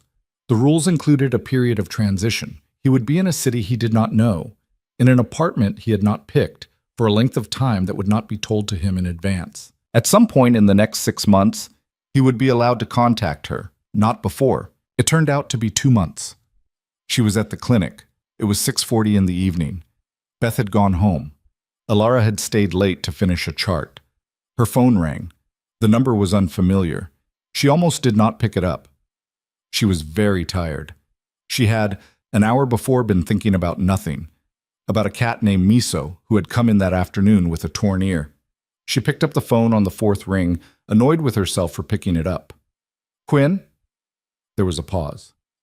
Hi, he said. Her knees went. She had to sit down, physically sit down, on the floor of her own clinic, with her back against the filing cabinet, and she did, and she said, hi. And then she did not say anything else for about 40 seconds. Neither did he. Where are you? She said, eventually. I am allowed to tell you the state, not the city. Are you sitting down? Yes, I am sitting on the floor. Alara. Yes. I am in Maine. Maine. Yes. I have never been to Maine. That is something we will have to fix. Adrian. Yes. Are you all right? I am all right. I have a beard. I have been told I should not grow it back if I can help it. It is an ugly beard. I will shave it before you see me. I am thinner than I was. I have a job. I work in a bookstore. I know. I laughed too. I am living above the bookstore. I have a cat. I did not ask for a cat. The cat came with the apartment. I hate the cat. The cat loves me. I am Alara. I am fine. I am a man who is fine. She laughed, and she cried at the same time, in the way people do when something that has been held in place for a very long time finally lets go. When? She said. When what? When do I get to see you? I was told I could ask. I am asking. There is a hotel, not here, in Boston, 3 hours from me. I am allowed to travel that far. I am allowed to meet one person. Alara, will you come to Boston? When? Any time. Friday, if you can. 2 weeks, if you need. Whenever you want. I do not know how it works on your end. I know you have a practice. I do not want to. Friday. Friday? Friday. I will fly out Friday morning. I will be there by 1. Tell me the name of the hotel. Adrian. Adrian, tell me the name of the hotel. He told her. She wrote it on a chart. She underlined it twice. Adrian. Yes. I'm going to hang up now, not because I want to, because if I do not hang up now, I will talk to you until midnight, and I do not want our first conversation after 18 months to be on the phone in my clinic. I want it to be on Friday, in a hotel in Boston, in a room with you in it. Yes, Friday. Friday. I love you. I love you. She hung up. She sat on the floor of her clinic for about 20 more minutes, staring at nothing. At some point, Nelson the bird, from his cage by the front, yelled at her. She yelled back. She got up. She turned off the lights. She locked the door. She drove home. She did not sleep that night, or the night after. On the third night, Thursday, she did, for about 4 hours. On Friday morning, she got on a plane. He was in the lobby when she came down from her room. He had shaved. She had not expected it to make such a difference. He was in a plain gray jacket and jeans and a shirt that was not a shirt she had ever seen him in, and he was standing by the window, not sitting, because he was a man who did not sit in hotel lobbies. He saw her before she saw him. She knew, because when she turned, he was already walking toward her. He was moving carefully, the way a person moves when they are afraid of scaring someone, and he stopped about 4 feet away from her, and he did not, at first, touch her. Hi, he said. Alara. Yes, can I, see, yes. He held her. He held her for a long, long time in the lobby of a hotel in Boston on a Friday afternoon in August. She did not cry. She had somehow run out of crying in the preceding 8 weeks. She just held him back and felt the shape of him, which was the same shape and also a different shape, thinner the way he had said, steadier in some way she did not have a word for. She breathed him in. He smelled absurdly like the same cologne. He had, he told her later, saved one small bottle of it through the whole thing because he had decided at some point that if he lost the smell of his own life before he had lost everything else, he would have, he said, no way back to himself. They went to lunch. They walked for hours after. They talked about nothing and everything. They had dinner. They went back to the hotel. They sat in the lobby bar because neither of them was ready, quite, to be in a room with a door. They talked until midnight. Then, a little before 1, she said simply, "Come upstairs." And he did. They married quietly at a courthouse in Portland, Maine, in November of that year. Alara wore a gray dress she had bought off a rack 2 days before. Adrian wore a suit he had bought off the same rack. Ruth Quinn flew in, Maria flew in, Janine and Marcus flew in. Mrs. Kovac, who had, during the 18 months, retired to her sisters in Gary, drove 17 hours with her sister and would not be talked out of it. Graham Delaney sent flowers and a card that read, Dr. Quinn, Mr. Volkov, with cautious professional optimism. GD. Alara would keep the card for the rest of her life in a drawer in the kitchen. They did not stay in Maine. They moved eventually to a town in Vermont that had one stoplight and a post office and a general store and a small veterinary clinic that had been for sale for 2 years because the previous vet had retired and nobody had come to replace her. Alara bought it. She hired a receptionist, a woman named Cora, who did not ask very many questions, which was, on balance, what they needed. Adrian did not work in the bookstore anymore. He did the books, instead, for 3 small businesses in the town: a bakery, a hardware store, and a garage. Because it turned out that a man who had for 20 years kept the books of an organization that did not want its books kept could, with very little adjustment, keep honest books extremely well. He liked the hardware store best. He liked the smell of new rope. He grew tomatoes in the summer, badly at first, and then, by the 3rd summer, almost passably. He set up, in the 2nd year, a foundation. It was small at first. He did not want it to be large. It was called the Rothschild Fund, after a stuffed giraffe Elara had once bought, years ago, for a niece. The fund paid, anonymously, for legal representation and relocation assistance for women who had been married, for too long, to men in the life he had come out of. It was quiet work. Most of the women it helped did not know where the money came from. Adrian preferred it that way. Once a year, on his mother's birthday, he wrote a check from the fund to a hospice in New York. He did not sign his name to it. They had one daughter. Her name was Nadia, after no one in particular. Elara had wanted a name that had not belonged to anyone before her, so that Nadia would not have to be a version of someone. She was born on a Tuesday in March in a hospital in Burlington, and she came out howling, and when the nurse handed her to Adrian, he cried.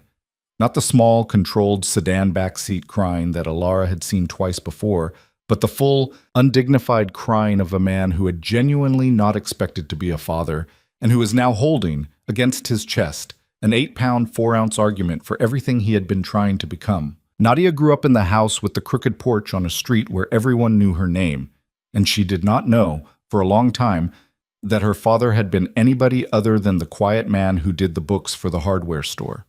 When she was 14, they told her. They sat her down in the kitchen on a Sunday, and they told her the truth. Not all of it, not the worst of it, but enough. She cried. She was angry for about 4 months. Then one evening she came downstairs and she said, "I want to read the binder, the one Dad gave to the federal agent." And Adrian, who had kept a copy in a safe in the basement for 20 years for exactly this reason, said, "All right." She read it over the course of 2 weeks. She did not cry again. At the end of it, she came into the living room where he was reading, and she sat down across from him, and she said, Okay, Dad. I understand. I don't forgive all of it. Some of it I'm still thinking about, but I understand." And Adrian, who had been waiting 30 years to have that sentence spoken to him by anybody, nodded once and said, "That's all I ever wanted, kid." And Nadia, who was 14 and tough and kind in roughly equal measure, said, "Okay, do you want to watch a movie?" They watched a movie. Years later, on an evening in October, the kind of Vermont evening that had started 30 years ago, to be his favorite kind of evening, the kind where the sky went through 6 colors between 6 and 7, and the air smelled like apples and wood smoke. Adrian sat on the crooked porch with Elara. Nadia was grown. Nadia was in Boston, in her 2nd year of law school training, it turned out, to do the kind of work Janine Lehrman had done for her parents 20 years ago. Janine had died the previous spring, quickly, of a thing no one had expected, and at the funeral, Marcus had hugged Elara for a long time, and he had said, "She saved some people, you know." And Elara had said, "I know, she saved us." Marcus had nodded. He had looked, for the first time in 30 years, old. On the porch, Elara had a cup of tea. Adrian had a cup of tea. They had, somewhere around year 15, both stopped drinking anything else in the evening because they had each decided separately that alcohol was not something they wanted to depend on. They had told each other later that they had decided it. They had laughed about having decided it at the same time and not told each other. "You know what I was thinking about today," Adrian said. "What?" "The bar." "Which bar?" "The only bar, Elara." "Ah. I was thinking about what I would have done if you hadn't been there." "You would have died." "Probably." "Adrian." "Yes." "Don't say probably. Say yes. I'm too old for probably on that question." "Yes. Yes." They drank their tea. Somewhere in the yard, a cat, Nadia's cat technically, left behind when she went to law school, was fighting with a leaf. The sky was going pink. "Do you ever think about it?" Adrian said. "What?" What our lives would have been if you had not sat down. If I had not sat down. Alara thought about it. She thought about it honestly, the way she thought about most things at 64, which was to say without fear and without much flattery. I think, she said, that I would have finished my bourbon. I think I would have gone back upstairs to the Christmas party. I think I would have gone home, alone, in a cab, and I think I would have fallen asleep at 11:30 with my makeup on. I think I would have had a very good clinic for 20 more years. I think I would have met somebody, eventually, and I think he would have been nice, and I think I would have loved him adequately. I think I would have been, on balance, fine, not unhappy, not happy in the specific way I have been happy. Fine. And you? I would have died in the back of a car on a Tuesday night in December, somewhere near Gary, probably. That is where they like to do it. My name would have been in the paper, not on the front page. On page 4. Ruth would not have known me. Nadia would not exist. Nelson the parrot would have continued yelling at women in your waiting room. The world would, more or less, not have been different, except in the ways it would have been, for the people who loved me. Because people would have loved me a little differently, and those differences would have added up. And the people who loved me would have been Mrs. Kovac, for one, who died in Gary in 2019 without ever having had children and without ever having worked for another family. The people who loved me would have been, in small ways, slightly lonelier. That would be the whole of it. Adrian, yes, the whole point of our life is that is not the whole of it. I know. You chose a different thing. We chose a different thing.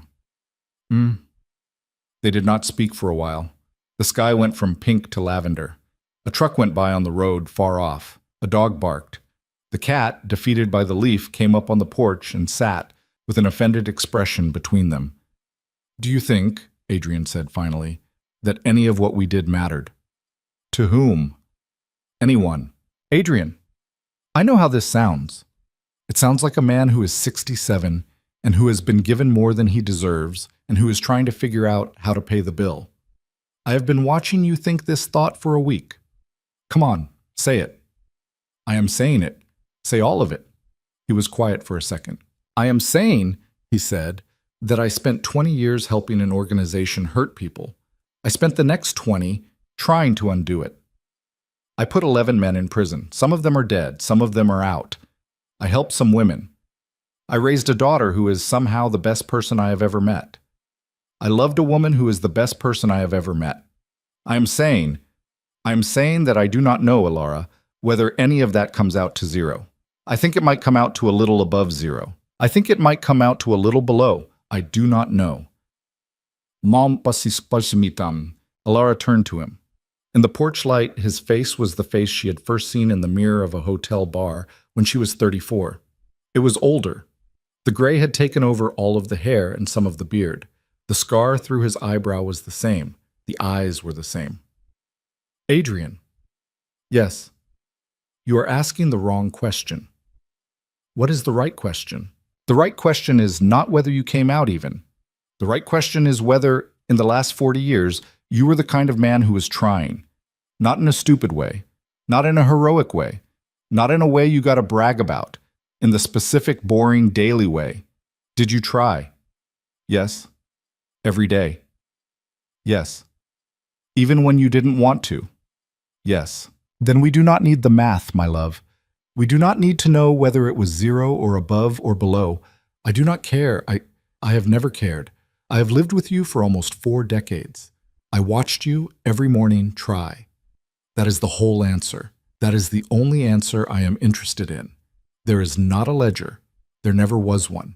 There is only the question of whether you were, on an average Tuesday, a man who was trying to be better than he was the Tuesday before. And you were. And so, if you're asking me, because I am the only person whose opinion on this subject you care about, the answer is yes. It mattered. Not because it canceled anything, because it was its own thing. Because what you did in the second half and what we built after was a real thing, and it does not need to pay back a debt to be a real thing. It is allowed, Adrian, to simply exist. A life is allowed to simply exist. He did not say anything for a long time. Then he reached across, slowly, and he took her hand. The ring was still on it. She had not, in 30-odd years, taken it off, except for surgeries and for 1 week in 2011 when her finger had swollen badly after an allergic reaction to a bee sting. He turned her hand over in his, the way he had turned it over 1,000 times, and he kissed the knuckles. Not for show. Nobody was watching. A cat in a dark yard. "I love you, Dr. Quinn," he said. "I know, Mr. Volkov." "Ilara?" "Yes?" "Thank you." "For what?" "For sitting at that bar." "Adrian, I did not sit there on purpose. I sat there because of a tiger cub and a dress I had borrowed. I had nothing to do with it." "Yes, you did." "How?" "You did not get up." She thought about that. She thought about a very young woman, 34 years old, in a borrowed black dress, with a cougar scar on her chin, who had felt a hand close over hers at a bar, and who had, in the middle of being terrified, been, for about half a second, also furious, at the stranger, at the 3 men at the door, at the whole room, at the world that had put her in a position to have to decide what kind of person she was in 3 seconds flat. And she had decided. She had decided to laugh. Which had been, although she had not understood it at the time, the choice that had made everything else possible. "I didn't get up," she agreed softly. "I stayed." "You stayed." They sat on the porch until the sky was entirely dark. At some point, Nadia called from Boston, because Nadia called every Sunday, and they talked to her together on speakerphone for 40 minutes about a professor who she did not like and about a boy who she did. When they hung up, Ilara stood stiffly, because her knees had opinions now that they had not had 30 years ago, and she said, "I'm going to bed. I will be up in a minute." "Adrian." "Yes." "Don't stay out here being philosophical too long. It is cold. You have been philosophical enough for one evening." "Yes, ma'am." She went inside. He sat on the porch for about 5 more minutes. The cat, which had been loyal to Ilara when she was there, transferred its loyalty to him with the shameless ease of cats. It climbed into his lap. He put a hand on its back. He thought, for a second, about a number of things. He thought about his mother in a Vienna coat. He thought about Mrs. Kovac, who had died 8 years ago and whom he had flown to Gary for, and whom he had, at the funeral, sat next to her sister and cried quietly with. He thought about Yuri Rashevsky, who had died in federal prison 19 years ago of a heart attack at 71, and about Tamara, who was still alive the last time he had checked, in a nursing home in New Jersey, and who had, once, 4 years after the arrest, sent him a single sentence on a postcard, through a channel he had never fully identified, which had read, in her careful English, "I told you so." He thought about Graham Delaney, who had retired, and Marcus, who had not, and Janine, who was gone. He thought about Beth, the receptionist, who ran the practice now with Ilara, and about Nadia, who was going to be a better lawyer than Janine, and he thought about a bird named Nelson, who had finally died in the waiting room in Oak Park in 2031, at the age of 46, and whom the regulars had held a little memorial for, which Ilara still talked about. He thought about the fact that none of that, not a single second of it, existed if a woman had gotten up from a bar 30-something years ago when a stranger had put a ring on her hand. He stood up. The cat complained. He went inside. He closed the door.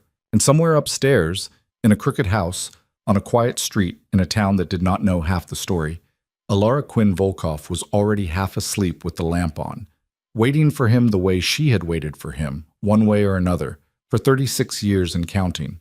That, in the end, was the whole of it.